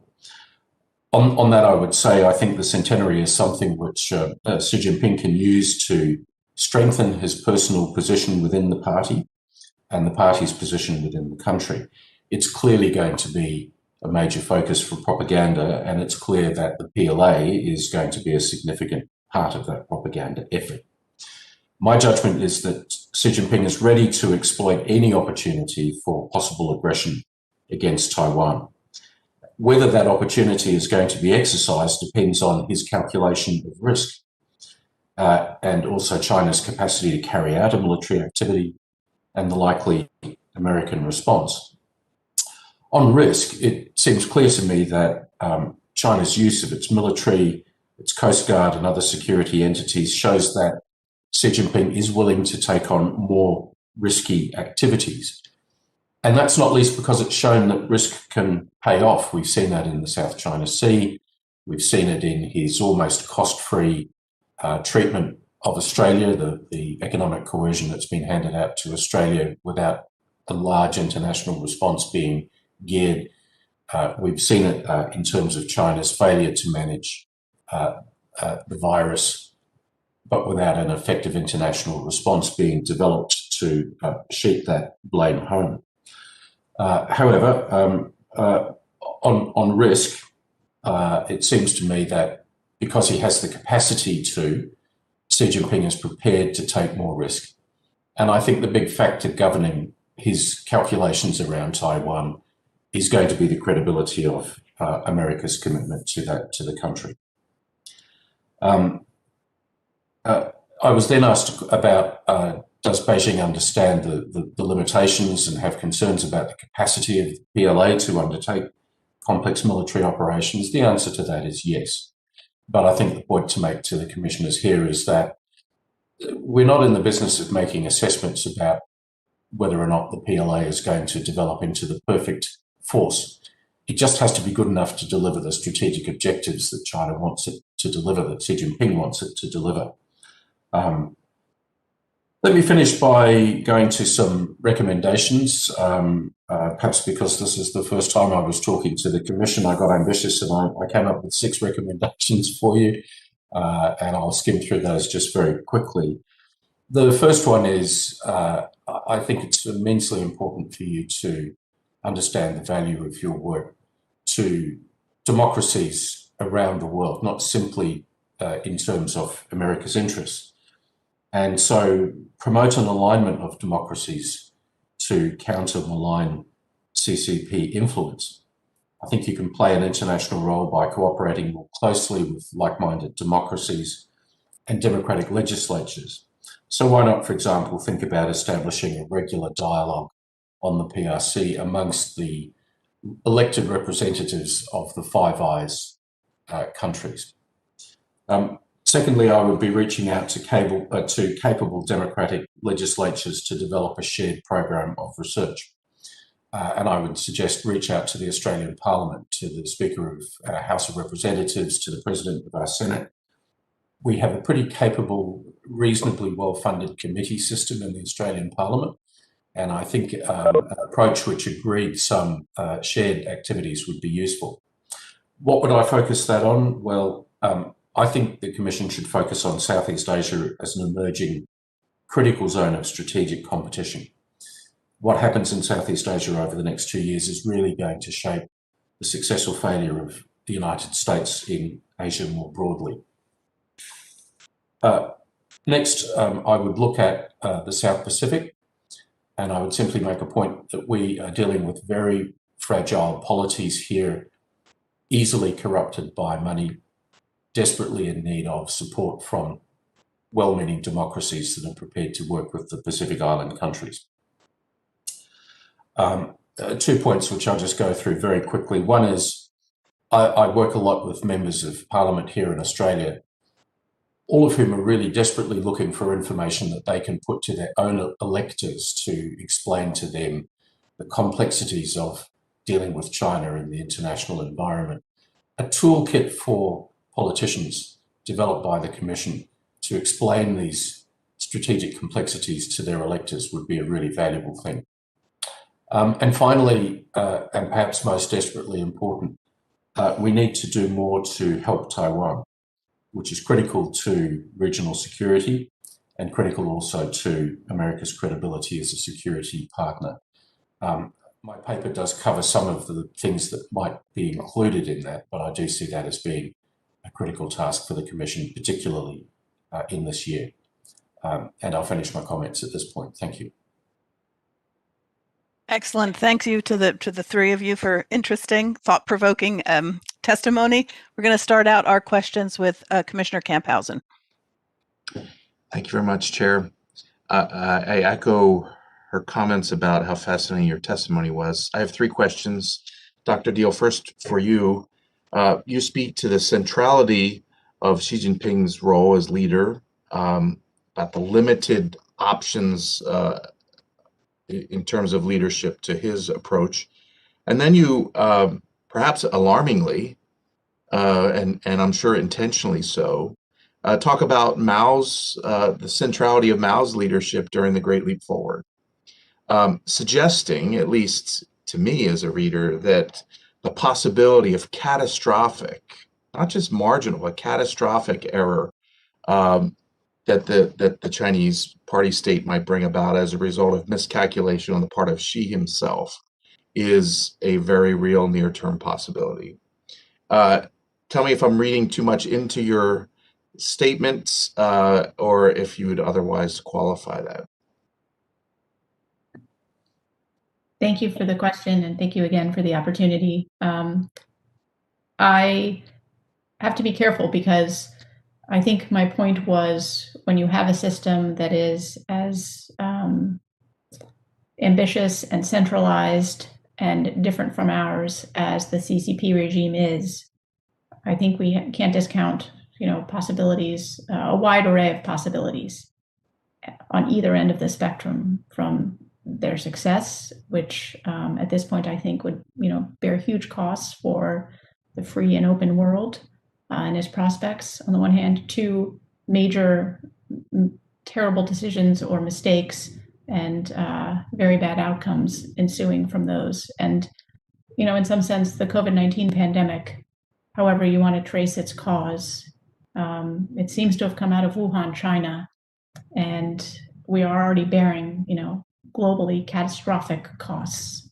And we don't know even the level of the suffering that went on in China, and people have been quick to respond to Chinese efforts to claim credit for locking everything down and containing it. But the way that they did that was so foreign. I mean, they did things that we couldn't do and wouldn't do, wouldn't think of doing, and the problem appears to have come from there. So in some sense, we don't need to look much farther than recent history to realize that, things we never would have dreamed about last year or the year before last coming to pass from China are now possible or seem to be possible. So that's one way of putting it.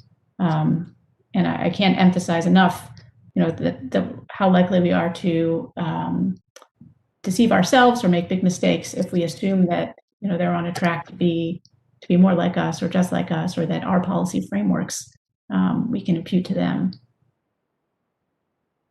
Thank you.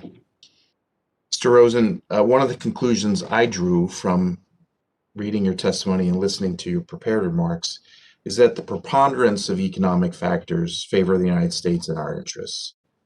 And that given that, a reasonable approach might be to play for time, play the longer game, take a breath, tone down the rhetoric, let the fundamentals play out in ways that serve U.S. advantages over the medium to longer term.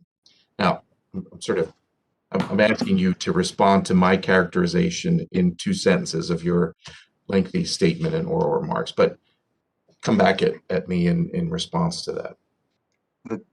The trick with me is always keeping it to 2 sentences, but I would say nothing is further from my my sense, actually.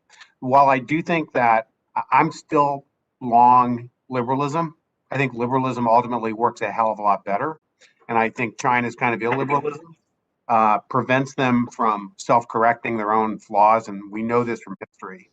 However, they are a $15 trillion economy with 1.4 billion people and a tremendous amount of narrative throw weight around the world, and people that are believing the surface version of the Chinese story.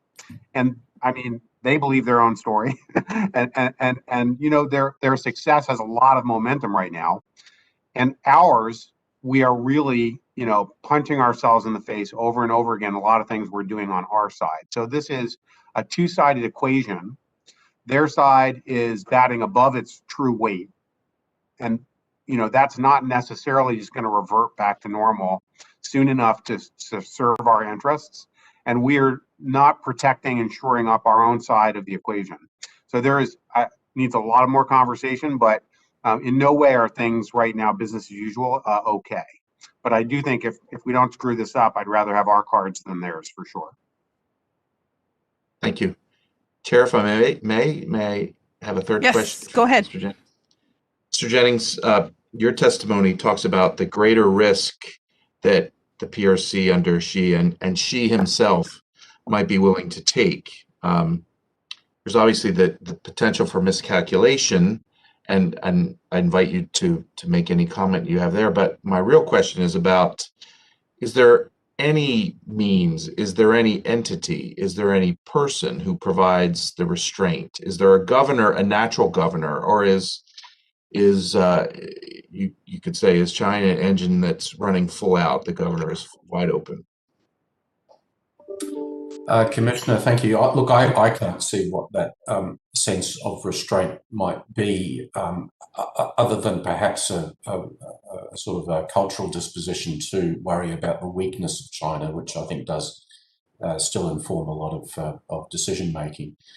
I mean, look, I agree, I think, with my co-panelists that Xi Jinping has made some shockingly bad decisions over the last few years, and yet still seems to have the capacity to carry them through without anyone attempting to moderate his views. The sort of unrolling of wolf warrior diplomacy, I think, is a prime example of that, which has really lost a huge amount of goodwill, which used to be there for China through the region. His treatment of Australia means he's kind of lost the Australian heart and mind for a generation. And so whether these things may deliver some short-term positives for China, but I think long-term that they are really disastrous. I think Xi Jinping is, in some respects, taking a page from Vladimir Putin's playbook in terms of the audacity of using risk to achieve strategic objectives, starting with the effective annexation of the South China Sea. And the point that I make in my paper, Commissioner, is that essentially Xi Jinping has been able to take a number of risky gambles in terms of his engagement with the United States, promising not to militarize the islands, promising to walk back on cyber spying, in the handling of the virus, in the unrolling of wolf warrior diplomacy. And at each of those arguably strategic blunders, he's been able to get away with it because the United States and the West has been unable to develop a shared, coherent response. Now, if you're Xi Jinping in 2021, might that not lead you to think that it's worth taking a few more risks over Taiwan at this moment when America is in the state that it's in, when the West is distracted? I'm not really interested in large-scale investments in military capability. Yes, I think that his attitude to risk has changed. I think it's making him much more dangerous. And I think the only thing that's really going to put some brakes on that is not what will happen internally. It's how we will be collectively able to respond to him. Thank you. Thank you all. Thank you. Vice Chairman Cleveland? Is she there? No, all right, temporarily. Let's move on to Commissioner Borokoff. Thank you all. Different viewpoint today from some of you. Dr. Rosen, or Mr. Rosen, you talked about the fundamentals in China, and the fact that they're clearly not what they're broadcasting. The world press talks about the phenomenal success they're having, which apparently doesn't have proper underpinning.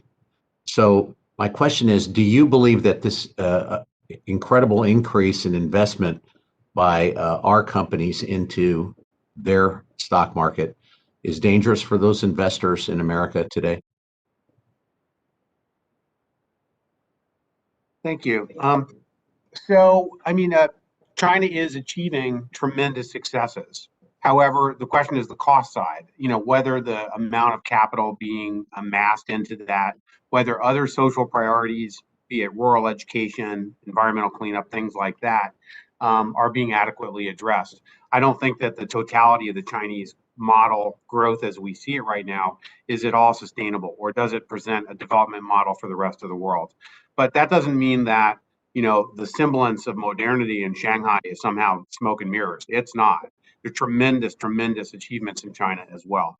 As for foreign direct investment into China, which is something that Rhodium Group looks at very closely, I would say this, that the vast majority of money, of foreign money going into China, is being intermediated by professional firms and investors who understand the risks that they're grappling with. On a short-term basis, Chinese debt is paying very high yield, the only yield on the planet, because China is the only country that had the capacity politically to get this pandemic under control.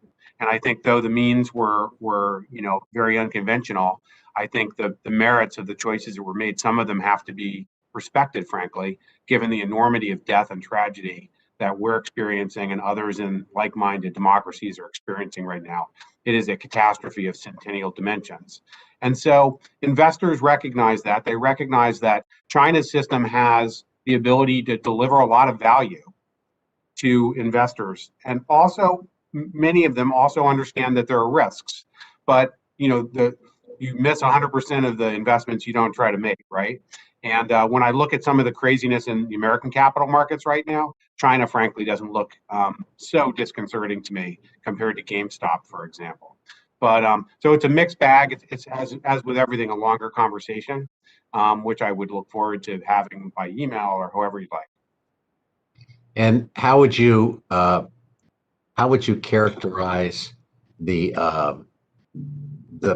interesting last couple of months of delisting and relisting the corporations and the big money players that have dropped in and dropped out? Yeah, boy. And I mean, the news just today that a general license has been issued that delays the 1237 divestitures until May 27th, I believe. I think what's most disconcerting, right, is that the United States plays a global role as the best, most important capital market on the planet.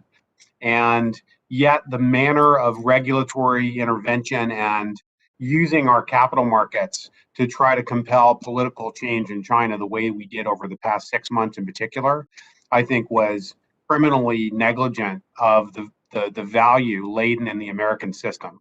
We've selected to be a global capital market, not just a capital market for Americans, but one that attracts money and has global rights and responsibilities as a result of the special role that it's played. And the manner in which things were inserted and then done poorly, such that judges and the judiciary had to put them on hold and change things overnight.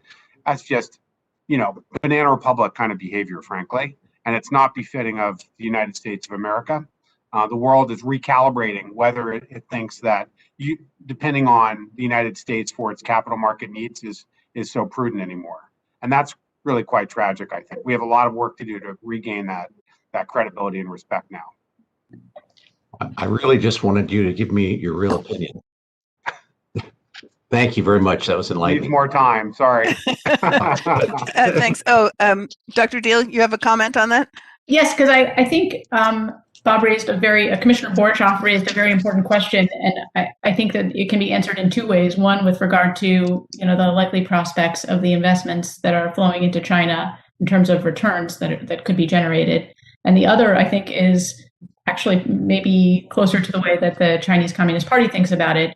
They discriminate between the real economy and the virtual economy, and financial markets are part of the virtual economy or the fictitious economy. And what happens when huge American pension funds and other major investment houses participate and send money to China is that China then has leverage and influence. And so there's the question of political influence and leverage that's, I think, separate from the value of the returns that people can expect.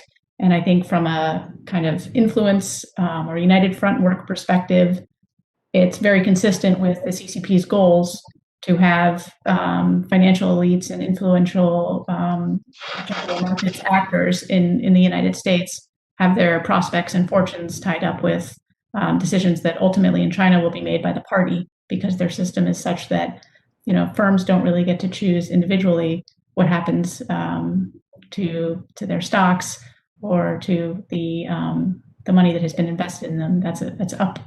Ultimately, that's up to the party itself. Good comment. Mr. Jennings, Mr. Jennings, anything you want to add from the Australian perspective? Never underestimate the strength of money power. In my country, there's a huge gap between the way the business community, our universities, our state premiers think about China and the way the security community thinks about China, and closing that gap is something that we've really failed to do. I think Australian business is now starting to recalibrate its thinking around risk of engaging with China, but they've been very slow to the table. I say in part that's because they read the back half of the newspaper rather than the front half of the newspaper. But there is, for example, in our university sector, almost every Australian university derives somewhere between a quarter and a third of its income from Chinese fee-paying students. So we have a sector where the business model is now broken, and universities will go to the wall unless they can achieve the sort of snapback to the old relationship with China. So they can delude themselves into imagining that is an achievable goal. I think a problem for all of us is how do we try to get a conversation going between national security professionals and the business sector and those who are economically enmeshed with China in ways which can produce some sort of shared view about how to move forward. Because it would be wrong for me to suggest to you that Australia is now foursquare behind a single view about how we should deal with that problem. There's a large number of people with deep investment in China that desperately want to return to that world. I just don't think that's going to be possible. Thank you. Vice Chairman Cleveland, your turn. I'll go at the end since I was. Okay. Commissioner Goodwin. Thank you. I see we have the cat making a cameo here at the end too. I've moved him off the desk 3 times. It's not working. Well, my appreciation to the witnesses for your great testimony. Mr. Rosen, I wanted to start off with you and see if I could maybe generate some discussion where there might be points of disagreement on the panel. You talked a lot about Chinese investment abroad and how the performance of some of those investments have been lacking. And you suggest that the nature of these investments and their performance indicates that it might not be part of some grand plan or representative of the debt trap diplomacy that's often characterized as, but instead just bad deals. And bad deals that now have those countries reconsidering working with China as an investment and development partner. Mr. Jennings, by contrast, indicated in your written testimony that PRC infrastructure investment and development does pave the way for subsequent Chinese military and intelligence access to these countries. So I want to talk about that apparent conflict within the context of BRI. We heard during hearing last year on Chinese power projections that it could be fair to consider BRI as a strategic initiative, one with strategic goals and objectives and corresponding strategic implications for the United States. Is it that, or are these deals simply representative of the kind of messy bilateral interactions that you get through these piecemeal interactions between China and individual host countries? And as one commentator noted, should we not attribute malice or grand scheming to things that can just be chalked up to bad decision making and bad deals? Is that to me, Commissioner? Sure, to start off. Okay, so actually, the two things you observe are actually two sides of the same coin, I think. If I'm correct that the commercial outcome of this deal making is not good, right? I am noting that there's very little evidence of debt traps. We're kind of seizing assets, which is what people mean when they say debt trap. But there's very strong evidence of unrecoverable loans being made that have to be renegotiated. And so my concern, looking at things through a development economics lens, is that this is tending to screw up and undermine the healthy formation of good institutions, sound lending practices, that sort of stuff in countries with weak institutions. That's nothing about that outcome is inconsistent with the notion that China knows that it's actually not that great commercial deal making, but there's some strategic utility which impels the action that is, doesn't matter if they're good deals or not. I'll let others speak to the strategic motivation. There is commercial motivation as well. Definitely China's trying to sell product, trying to push overcapacity product out there, trying to find new markets and ways to deepen its economic relationships with countries all over the world. But there, no question that there's often a strategic element to these programs as well. I'll stop there. Well, just a quick follow-up before we turn it to the other witnesses. I did gather from your testimony that some of these other countries are coming to that same realization, that the commercial aspects of these deals aren't strong.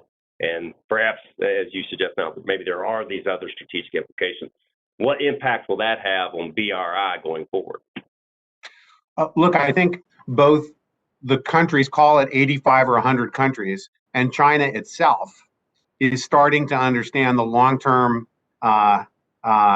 implications of this loan book growing as we knew it.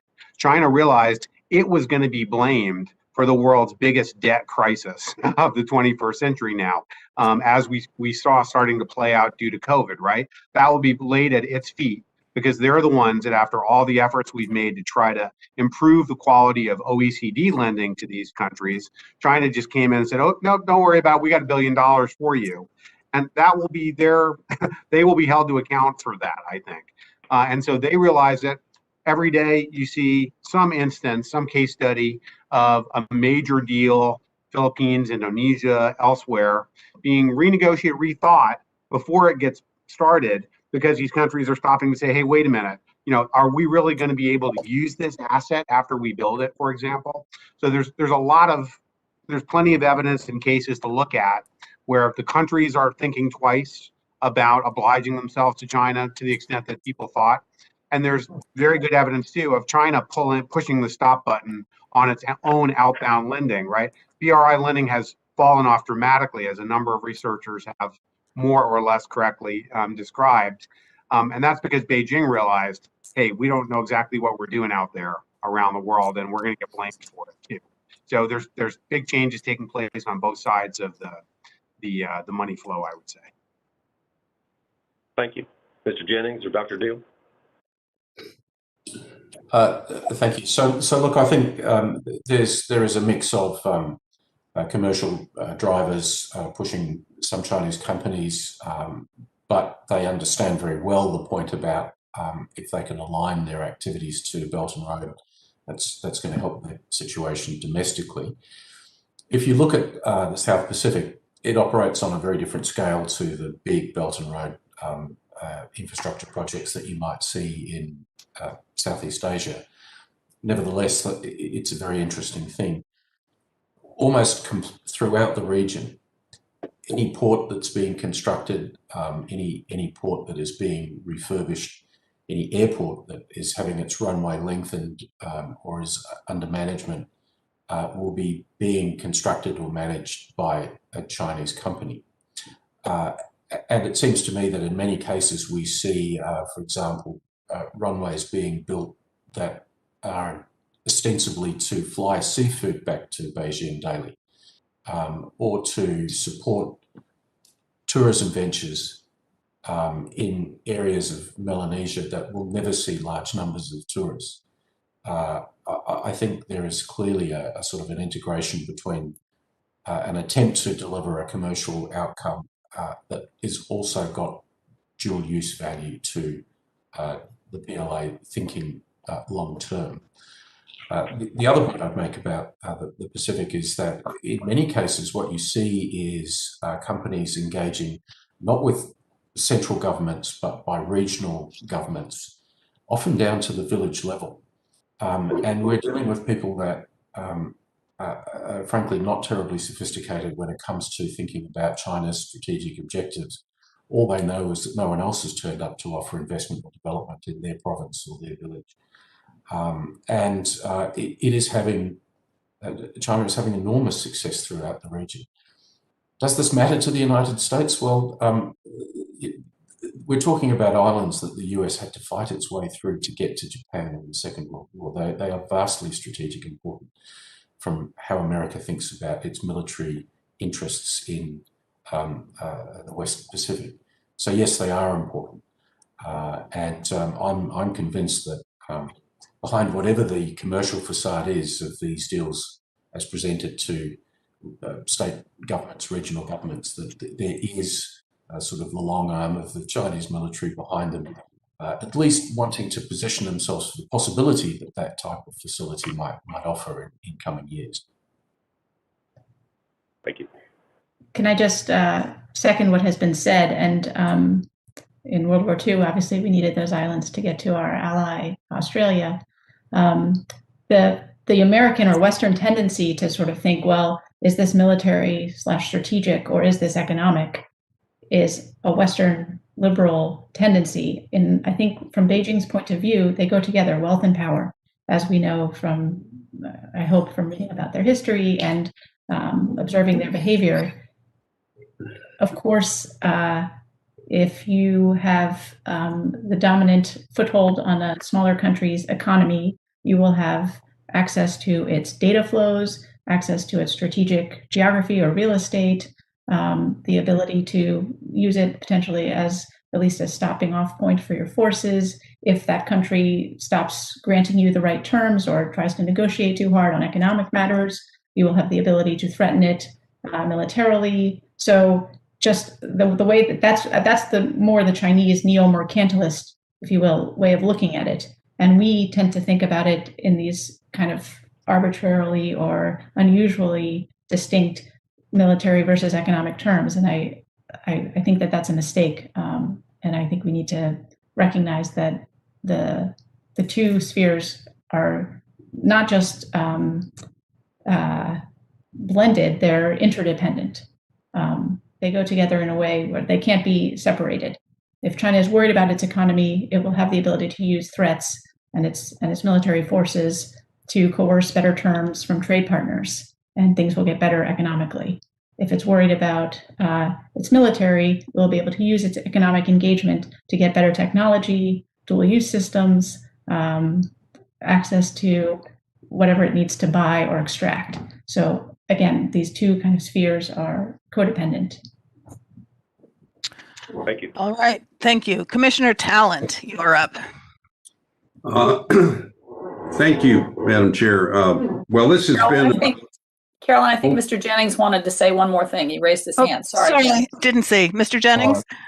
Thank you. Just in 30 seconds, I wanted to say that Australia has maintained for many years a very sophisticated over-the-horizon radar network, looking north and looking west, as you would imagine. In July last year, our government announced that it would construct a new element of that over-the-horizon radar network looking east, out into the South Pacific. Now, this is a big expenditure we're talking about here. We're not doing it because we're looking for fishing boats. Yeah. All right, thank you, Mr. Jennings. All right, Senator Talent. Well, I'm going to try and be as quick as I can asking the questions. I do want to say this has been about as clear-eyed and powerful a testimony as I've heard on this commission from any panel, and I'm grateful to you all for it and for your kind words about the commission. So, Carolyn, with your permission, I'm going to ask 3 questions. If we don't have time to get to the third, then I'll maybe pick that up in a second round if we have it, or do one for the record. Jim, Commissioner Wessel had to drop off the call, so we have a little bit more time. Okay. He sends his apologies to everybody. Yeah, I'll leave that up to you. So the first question, and this is for Mr. Jennings. So how important is America's military presence in the region to its credibility with the allies? And with the Chinese. Now, there's been a lot of discussion, not just in the United States, but in all the Western democracies about freezing or reducing the budgets, their defense budgets as we come out of the pandemic. What message, if we did that, would that send to allies and to the Chinese in the region? And are there any steps that we could take, the United States could take to strengthen deterrence in the short term, particularly with regard to Taiwan, which you mentioned as a flashpoint? That's question 1. I'll go ahead and ask the other 2 quickly. Mr. Rosen, your analysis was great. So I'm not as economically literate as other people on the commission, but I am a politician, and I put myself in the shoes of the Chinese leaders. So for all the reasons you mentioned, they're not going to, and they can't do a lot of market liberalization. I mean, for other reasons, they just don't want to give up control, right? But they've got to have growth. So this tells me, I mean, just broadly speaking, what I would do in their shoes is I would try to look to step up all the ways they've been getting growth through shady or semi-legal, or in some cases illegal, measures, getting around trade agreements, et cetera. So this would push me to do more of that. Just I'd like to know whether you agree with that. And then question 3 is, we had a discussion in the last panel about why Beijing did what it did with India. And even though it was so counterproductive in terms of their reputation in the region, and I think Occam's razor would suggest, I'd like to know what you think of this, that they knew they were going to suffer reputational damage, but they were sending the message that reputational damage is not going to keep them from taking the steps which they want to take to achieve their objectives in the region. And that, in fact, in this case, the reputational damage sent the message to everybody that where corruption doesn't work, they'll use coercion. And if we have time, I'd like your evaluation of that. So maybe Mr. Jennings, could you start? Thanks, Commissioner. Look, the US military presence is invaluable. The last 4 years have really taught us that the United States remains an essential element of Indo-Pacific security. So a strong, consistent military presence is a really significant thing. And we're getting it, actually. I mean, Indo-PACOM, I think, is well focused on this. It's been extremely active in the South China Sea, is there right now with the Theodore Roosevelt doing operations. So those big muscle movements of military engagement, I think, are there. Something the Commission might like to think about is how you advise government on country-to-country relationships. So there are limits, for example, on US engagement with Indonesia on human rights grounds. I tend to think that's an artifact of last century, and what the United States should be thinking about now is the smaller scale engagements with the countries of Southeast Asia and the South Pacific that lend tremendous confidence to how those countries think about the credibility and longevity of America's presence. It also has to be tied very closely to active American diplomatic engagement in the region. And in Southeast Asia, what that means is turning up to the meetings at appropriate senior levels, which can be an impost on travel and has, of course, been difficult in the last 12 months, but really is a core element of being there to demonstrate shared commitment. Look, on the question of Taiwan and sort of short-term deterrence, I think a large part of that is going to have to be addressed by movements of American main fleet units over the next little while. Where I think we have to go, though, is to start to have a conversation amongst the American allies in the region about what are we going to do and say to China about their threatening behaviour that we have seen increasing pretty rapidly in the last 6 to 9 months around Taiwanese airspace. In my written comments, I do suggest that it might be time to think about what is the Commission's position on the debate that I see in American think tanks about the sort of level of overt support that the United States should talk about in terms of Taiwan. And I think we've really failed to bring the allies into that conversation as well. So that's my answer, Commissioner. I think there's got to be both a military and a diplomatic effort here. But the core of America's credibility in the region is driven by presence and sustained presence. And that's really what's desperately needed. Thank you. Mr. Rosen, I'm going to offer one negative and 4 positives in answer. I think on net, Beijing is not thinking it's going to get growth out of global capital inflow to China, despite all the attention on that issue, because they know there's even more Chinese capital that's leaving the country. And coming back to that topic, we just published something with the National Committee 2 days ago. There's $3 trillion of Chinese money in America for $2 trillion of US money in China. So on net, there's more of their money coming out than there is our money going in. They're not going to get any growth out of that, so to speak. 4 things that they do think is going to get their chestnuts out of the fire. Number 1, they truly believe that their investments in high technology and service sector activity are going to continue to be a big source of wind under the wings of their economy, and it's going to make up for declining heavy industrial stuff like steel and aluminum.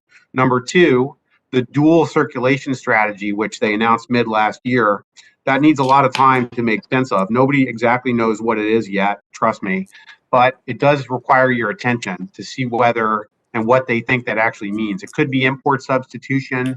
It could be letting their domestic households off the leash a little bit more and letting them consume more. But they think that that's going to be a big source of growth right now.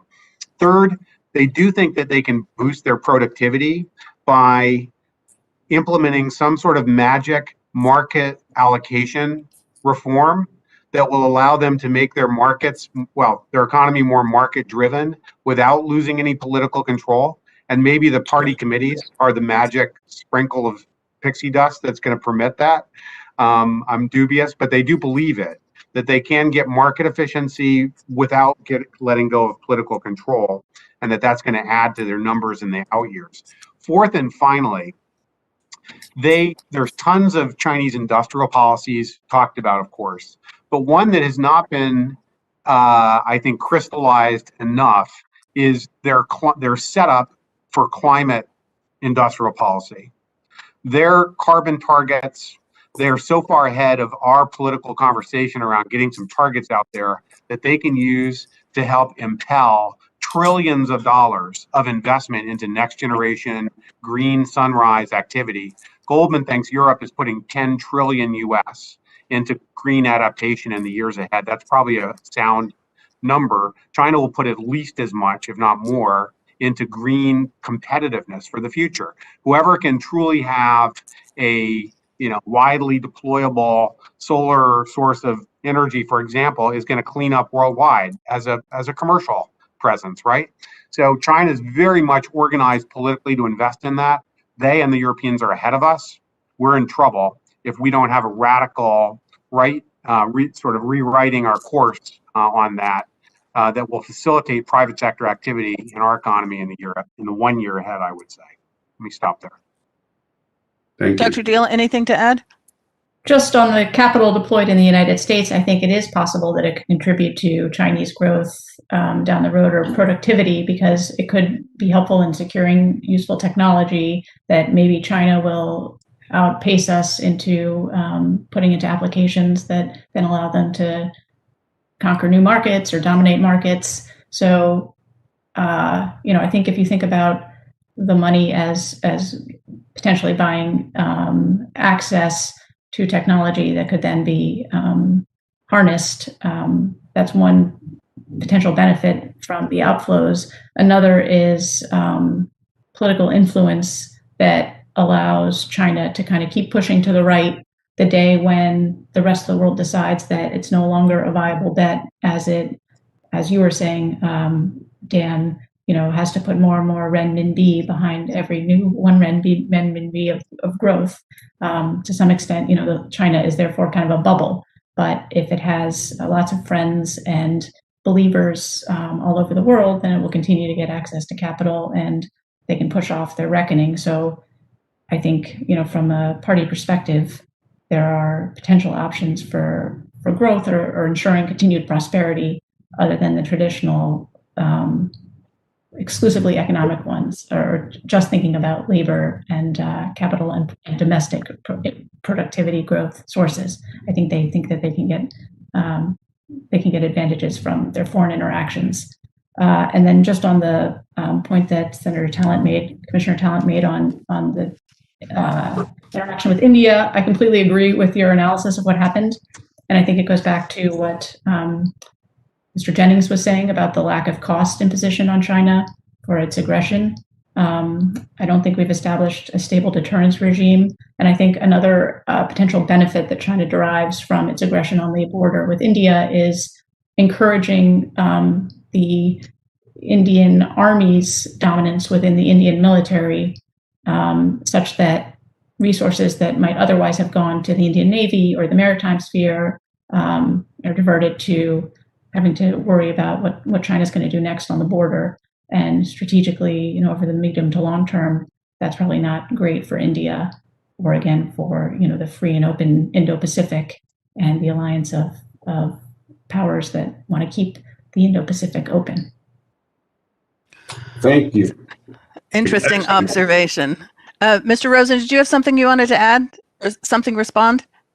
Oh, I hope the commission programs more time to think about global financial dynamics and how to best serve the American interest, and put these questions of private portfolio investment flows sort of clearly enough in front of members who have to help participate in policy formation, that we can get this right. Because it really is, as Jacqueline's noting, this is really important stuff. This is where a lot of the debate is right now, including within the Defense Department and elsewhere.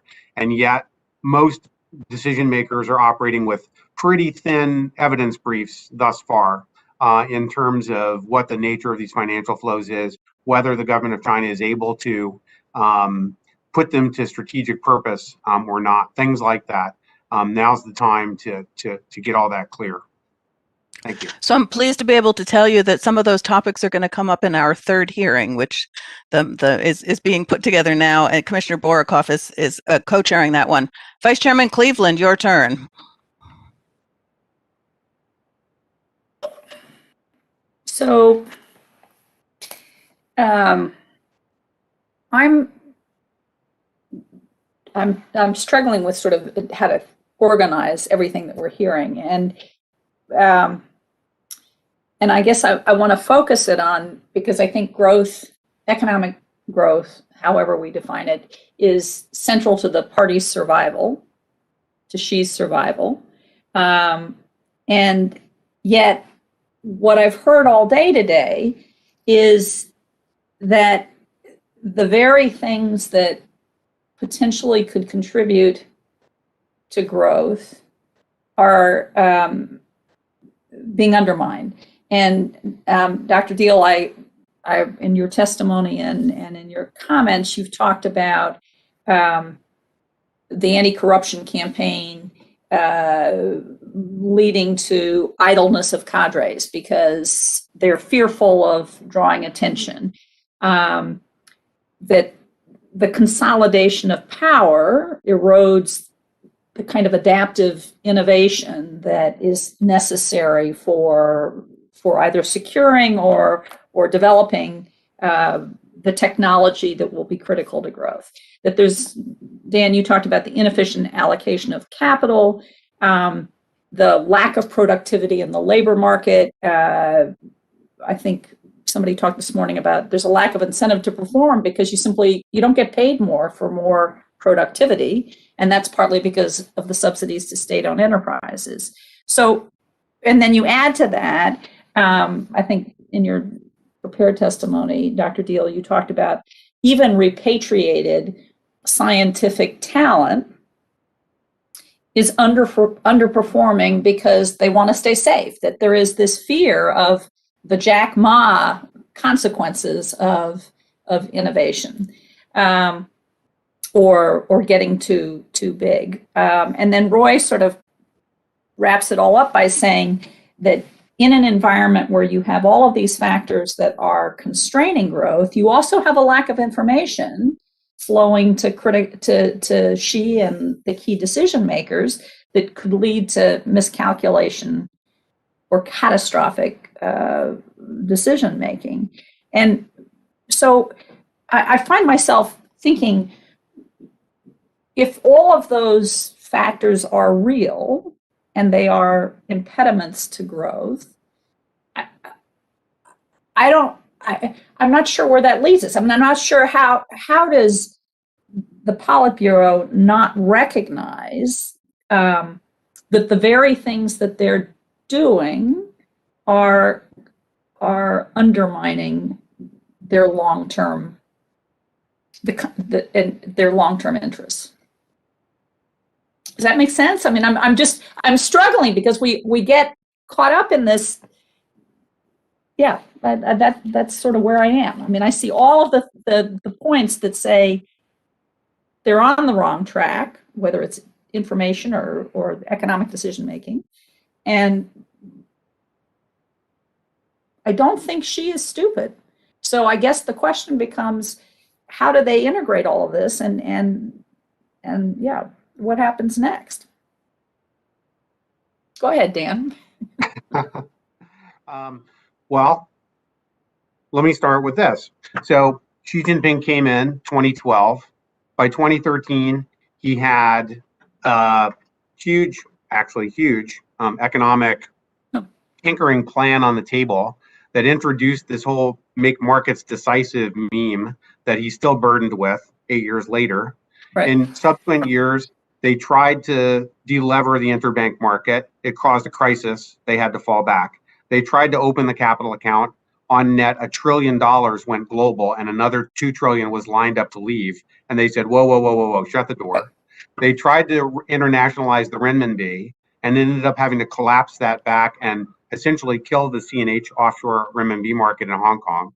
They tried to delever the banking system in 2017, 2018. It caused GDP growth, if you believe our internal friends, to go to something like zero, right? They tried to introduce independent governors for state-owned enterprises and get the party committee out of making business strategic decisions, and that led to the wrong outcomes. And so they put the party committee back in and even put it into the articles of incorporation everywhere. So to your excellent point, Xi Jinping is not an anti-reformer. He's a failed reformer. Right. He's actually tried half a dozen times to do some next generation, next order things to get things more productive and on track. And each time it turned out to be much more complicated than he thought. The instability was greater than he was briefed in by his economic deputies to expect. And they had to fall back on a holding pattern strategy, which is where we are right now. Right. So we have a lot of these campaigns and new things being trotted out that seem a little ponderous to us because, frankly, they're quite ponderous. Last year, they announced this market allocation initiative to make Right. capital, labor, data, even allocated by the market, to which I responded, and I'll ask Yang Jiechi when we are with him at the National Committee the night of February 1st, what were you doing the past 45 years if only now you're saying we're going to allocate all these factors of production via market forces? Like, what have you been doing, right? So I think they actually revealed in the text of what has happened the past 8 years is that they're trying to find a way to address, you're correct, an urgent set of concerns that they have. They're not finding a magic third way to do it. They're certainly not willing to embrace our playbook, because that would be conceding that China should be lining up behind the US and Bretton Woods institutions, and that's not what you do if you're the Communist Party of China right now, right? But what's the alternative? And so they're playing for time. To coming back to a previous question, we're not the ones playing for time, it seems to me, provided that we don't lose our confidence in our own model and think we need to join them instead of beating them, because we can't do this the liberal way. So we need industrial policy, and we need to step in and decide what the market's going to look like 10 years from now and all this kind of stuff, which makes me terribly worried, actually, about coming back to that question about the American prospect. That's where my fears lie. Not that China gets it right, but that we lose our cool and make some pretty big strategic and systemic mistakes. Sorry to go on long. No, it's helpful. Dr. Deal? I mean, I agree. That's why I think this is kind of a high variance situation. On the one hand, they have all these problems, but the ones that were identified and described are there because fundamentally the Chinese Communist Party doesn't want to give up control, and it doesn't want to really liberalize. So it's going to stay in power and come up with workarounds, and their system is just very different from ours. I keep saying that, and it's very centralized, and I think that creates a lot of risk for everybody, but not for the Communist Party. Well, not compared to the alternative for the Chinese Communist Party rulers, who worry that if they weren't in power, they're riding a tiger. If they weren't in power, their corruption, their status would be, they'd be subject to lots of penalties for their position. The rivalries, the bitterness, the way that they think of the rest of the Chinese population. I mean, putting aside the genocide in Xinjiang, they don't believe that the way that they talk about the rest of the Chinese Communist population is in kind of, by our terms, not second-class citizen terms. They don't believe that they're like those people. So they're not going to be of those people and let those people determine China's future. They're the ones who are supposed to determine China's future. So I'm worried because just because we can identify these problems or pressures building up within the system, as Dan pointed out at the outset, they're sitting on a $15 trillion economy. They've got 1.4 billion people.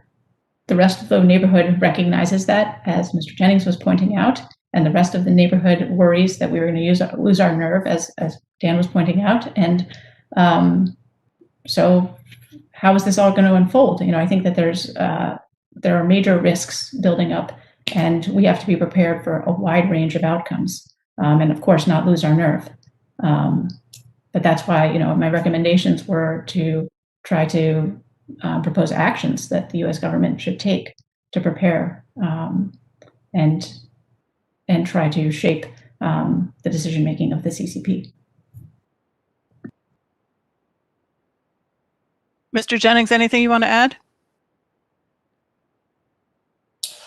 Well, I can't speak on the economic front, but I was thinking as Dan was going through his very compelling line of economic blunders, that there is a parallel list that one could put forward of strategic mistakes that China has made in its management of key relationships over the last few years.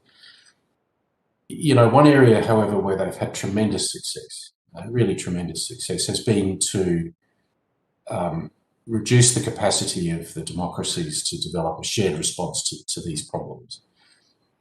Even today, in our local papers, there's stories about New Zealand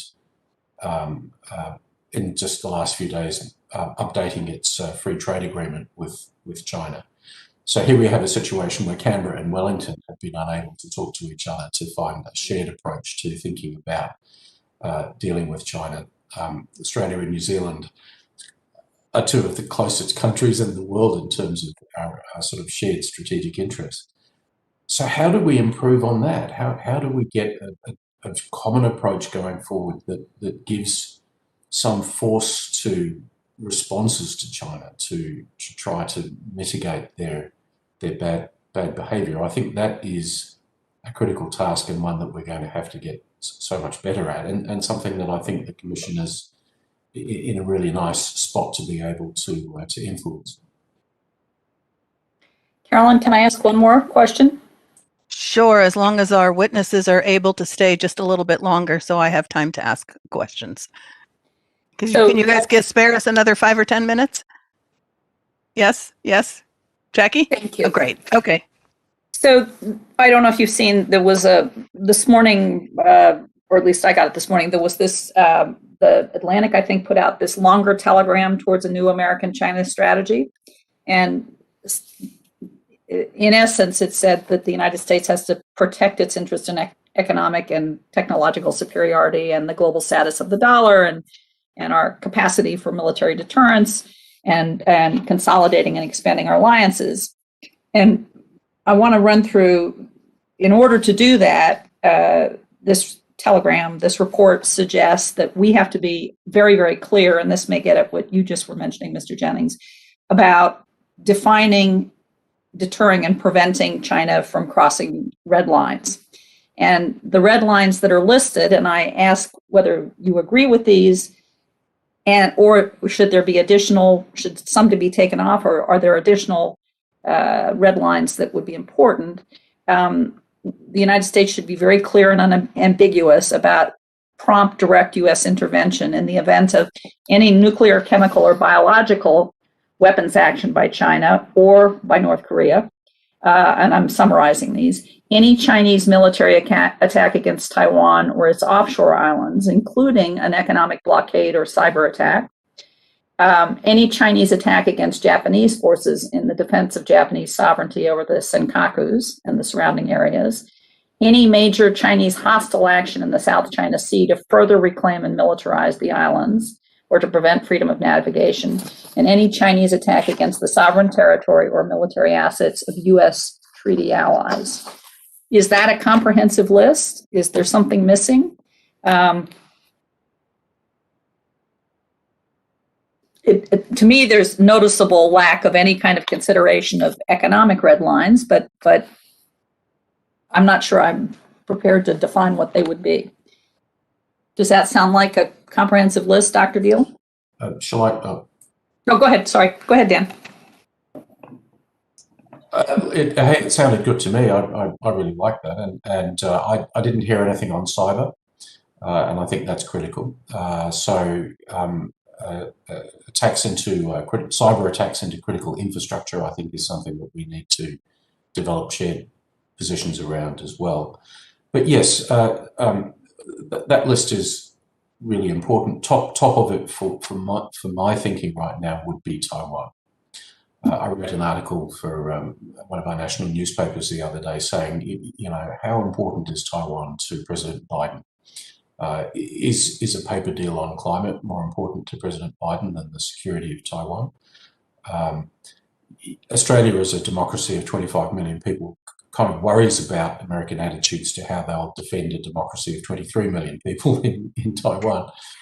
So I think that's a critical question and something we really should be engaging, you really should be engaging the allies in a discussion over. Thank you. And feel free to respond for the record if this was an overwhelming list. But Dr. Deal, Mr. Rosen? I was just going to say that I think in some ways, the harder question is not which red lines to draw, but how to make them credible because of what Mr. Jennings described. I mean, in a sense, we've already had red lines crossed by Beijing with impunity or with minimal costs. And so the interesting question is, what actions can we take with whatever tools the US government and its allies want to bring to bear to make it very clear that we mean those red lines? So I think we could have a longer discussion about that and maybe a whole hearing or two. But I think that's kind of the billion-dollar question or trillion-dollar question. Economists don't usually work with this red line concept. It just means that like a bad day for the markets is what it means. So I don't know how to make this holistic enough to describe our most important economic concerns. I do think we have some very important ones, but I don't know whether the red lines strategic mindset is going to be, transferable so well to the economic domain, which is really important now that post NSS 17, we have this, this fused mindset around our security. I will observe as a non-security person that there's like 4 different ranks of important things for America in this document, from red lines to major national security concerns to declared areas of strategic competition where we intend to lean in hard with all of our might, and yet it's like number 3 in rank. And responding to genocide is only in group 2. It's not even a red line issue. When I grew up, a genocide was fighting word. And it wasn't something that was, something very serious. It was something that was not tolerable. So I'm not sure, as a non-strategic person, how exactly to understand the pantheon here. But anyway. Helpful. Thank you. All right. You, Carolyn. Thank you. Yeah, I think Robin, also, since that article just came out, people haven't even had a chance to Right. read it and absorb. Yeah. All right, my turn, and I'm trying to pull a bunch of different things together here. First, Mr. Jennings, I wanted you to know actually that several of us met with the International Trade Committee of the European Parliament earlier this week. So some of those discussions are starting. On Taiwan, I want to mention that for the first time ever, Taiwan's representative to the United States was directly invited to the inauguration instead of having to come as a guest of one of the members of Congress. She actually had a direct invitation from which I think is actually an important step. When I listen to sort of the litany of problems, right, the litany of the things that they've tried on the economic front, I find myself thinking, and yet, right? And yet they had this problem, and yet they continue to rise. And I think in some ways on the strategic front, it's a little bit clearer that when, they're often testing, right? I mean, they're testing to see if the world will respond. If the world doesn't respond strenuously, they move a little bit further, or if the world responds, they move back just a little bit. So I kind of grapple with, yes, they have all of these problems. They seem to be successfully kicking those problems down the road, right? I mean, I don't know that the chickens are going to come home to roost on these economic problems that they have. So I guess that's just more a general observation. I think that they are also reverting back to an old, it's old for me, it goes back to the 1990s, but a divide and conquer strategy, right? I mean, that's what the EU-China investment agreement is divide and conquer. And it's, in some ways, Germany's push for that is separating Germany out. I think one of the reasons that some of those things are being more successful is the economic stress that all of our countries are under because of the pandemic. So people are perhaps a little bit more desperate than they were about dealing with investment. But this issue of economic coercion, Jackie, you mentioned, right, that the lesson teaching wars, and I wonder if economic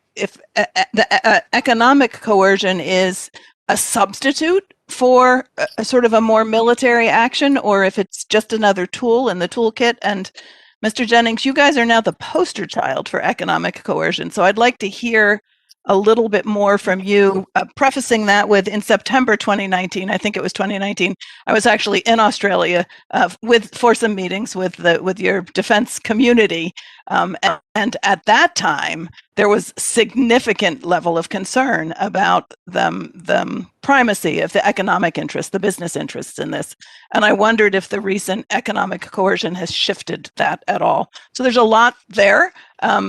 I sort of welcome any of you to answer any piece of this.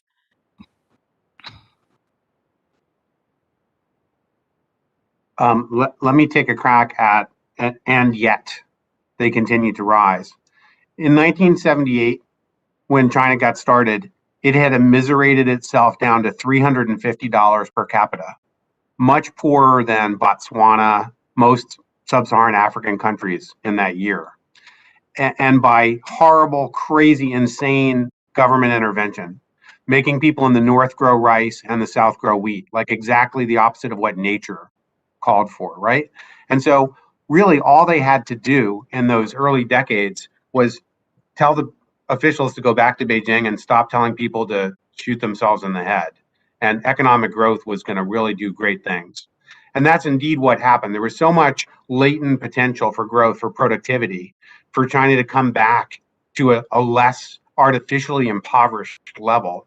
So now we're at $10,000 nationally, about, Taiwan or Korea level welfare in Shanghai, and still very, very poor for 750 million people who still live on like $3 or $4 or $5 a day over most of the, half of the country, right?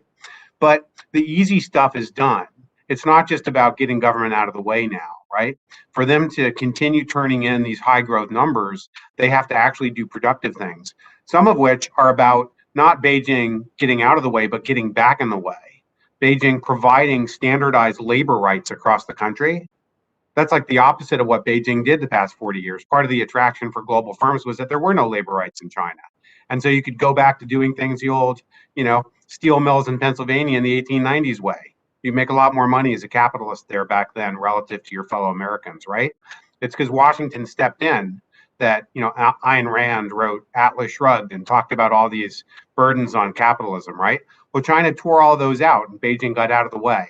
But that only gets you so far. And now, truly today, Beijing is in the place where they need to get back into doing the right stuff as a government. It's not what they have been doing in recent years, not just industrial policy. It's actually providing good government for the whole country and for the private sector. The last people that are celebrating Beijing right now is the private sector. It's just not happening. And so we're seeing the proof in the pudding. GDP growth is getting harder and harder for them to squeeze out of this. More and more debt, as I said, is required to get less and less growth. And things are changing. So yes, the end yet is the crucial question, but there's a lot to be said about it that starts to make sense and does condition our strategic outlook. And I'd love to continue the conversation. Thank you. Great. And I'll make one point, which is sort of thank you for acknowledging the poverty that failed, catastrophically failed Chinese policies had created. So, everybody gives them a lot of credit for pulling all of these people out of poverty. And yes, that's great, but people forget that it was what they did that really put those people into poverty in the first place. So yeah, we've done the numbers. If China were only as well off as I think Colombia was in 1978, then its average GDP growth rate from then till today would have been about 4%. Not the fabled 10% double-digit number. So step one is immiserate yourself, and step two is stop, and that's how you turn in 4 decades of double-digit growth. Right, and step three is take credit for what you've done. Jackie, any comments? Sorry, Kat again. Sure. Thank you for the very thoughtful questions. As usual, I think yes. Can I just say something real quick here? Oops, yes, Ms. Jim. Rosen kind of reminds me of an NBA team that tanks in order to get the better draft choices, loses every game. So they basically tank for 30 years. I'm sorry, Carolyn. Jim, I just want to know if you're thinking of a particular basketball team as you raise that analogy. The 76ers. The 76ers, they're on top now. I'm getting a little punchy, Madam Chairman. I'm Yes. sorry. All right. So we'll have Jackie, and then we'll have Mr. Jennings finish, and then I have just a closing comment, and Roy might too, and then we will be done. Thank you all for being so generous with your knowledge and your time. Jackie? So I was just going to say, I think different ways of going on offense or pressing home advantages that China perceives make sense with different targets. With Australia using trade and economics as a lever makes a lot of sense, because it not only sends the message to the rest of the world that this is what you get if you are crosswise with Beijing, you're going to be in a world of hurt economically, but it also kind of plays upon the contradiction in Australia's position right now, which is, it's an American ally, but its economic ties with Beijing, are denser or draw it more into China's sphere, and so they are driving the wedge or exacerbating that competition with the pressure that they're putting on Australia. And I guess, as Mr. Jennings was saying, it's not clear that the Allied or the rest of the world has a coherent response, and so that's a problem. They're succeeding in wedge driving or splitting, and again, sending a message to lots of other countries in the process. Great. Mr. Jennings? Thank you. Well, look, that's Jacqueline's point there is exactly what I was going to say. It is interesting that after a year of this fight between Beijing and Canberra, we had the highest volume of trade ever with China.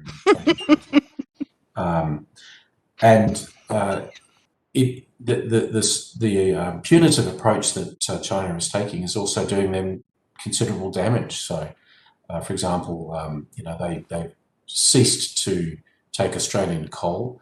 There's something like 60 vessels, I think, off the Chinese coast, but we now have blackouts in large parts of the Chinese east coast. They will selectively cease to allow in imports of Australian food, thereby punishing top-end Chinese consumers. This is a counterproductive strategy from Beijing's perspective. The other thing it's been enormously helpful for is that it's actually forced Australian business at last into thinking about diversification. So again, I think, China has some political objectives that it's trying to achieve in the short term, doing itself longer term damage. The political objectives they want to achieve is to try to get Australia to shut up, frankly, to behave more like New Zealand. They want us to be less active in the South Pacific and Southeast Asia. They're trying to weaken our alliance relationship with the United States. And they will be able to find sort of affiliates and supporters in my own country, which will enable them to prosecute that narrative. So we have a number of state premiers, for example, who say to Canberra, what are you doing?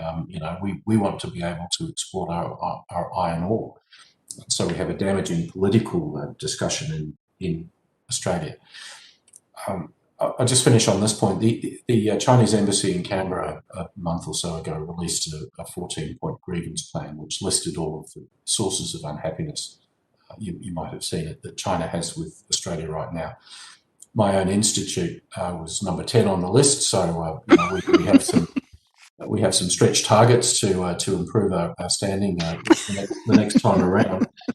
But really, my point was, if you looked at that list, the things that China was unhappy about would be dealt with in most democratic capitals as presenting precisely the same sets of problems for Canada, for the UK, for the United States.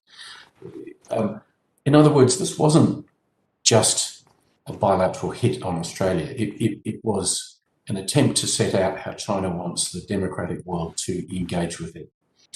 And their real success in this was in making it a bilateral problem. And our failure was in failing to persuade other countries that they should be supporting us because their interests are fundamentally the same interests as ours. So I get back to this point that the real failure here, we can contemplate the successes and potential failures of China, but the real failure here is the part of the democratic West to find a way to push back that we can all share. And I think that surely has to be the task for for coming years is to sort of rebuild those types of engagements. That means it's not just Australia that's fighting China over our 5G decision, but every country that's interested in protecting their communications will have a reason to want to do the same thing. Great. Thanks. Roy, any closing comments from you? 3 quick points. First, Jim, I grew up in Philadelphia, and we call it trusting the process, right? If you intentionally tank, say you accumulate draft picks, and so much so that one of the leading players, Joel Embiid, is now nicknamed the process because he, in his person, emblemizes what that whole several years of agony brought forth. And I wonder if there isn't a little bit of that messaging in what we hear from Beijing sometimes. I'm going to continue to mull that over. Second point is we started the day wanting to understand the difference between China's reach and China's grasp. And admittedly, as one of the people who helped frame this hearing, I think I may have thought of that in more potentially esoteric ways than, or even more academic ways as we consider this centennial year. But the third point is, and Mr. Jennings, we're deeply grateful for your participation, as has often happened in our deep relationship with our allies from Australia. You've introduced a sense of urgency to this discussion about the near-term challenges vis-a-vis Taiwan, which I think are a bracing message for us to consider. It's not just about understanding the difference between the party's aspirations and the cruel realities it faces. There's also real potential things at stake. A deep relationship with a fellow democratic state, American reputation, the ability to coordinate effectively with allies. And so it's imperative on us to communicate these things effectively to the United States Congress in the advisory role that we play. So thank you for all of your participation, and we appreciate you being with us here today and hanging in through the entire time. Yes. And I actually just want to return some of the compliments, and that is how much we rely on the work that you all do to inform our analysis. I think that just about every time I speak somewhere, I'm either quoting an ASPE product or a rhodium product, frankly. Jackie, we work with you, and it's great, and thank you for the work that you do. So thank you. I mean, I hope that this hearing has actually given us some themes that we can carry through with our other hearings and our other work. For me, one of the takeaways is still trying to understand better the CCP's accurate or ability to accurately assess risks, because that's also going to inform a lot of things going forward. So thank you all very much. We will probably have some questions. If you are willing to address some questions in writing, we will probably have some to send to you, and we appreciate that. Thank you for your time. Thank you for your knowledge. All right. Bye. Bye-bye. Thank you.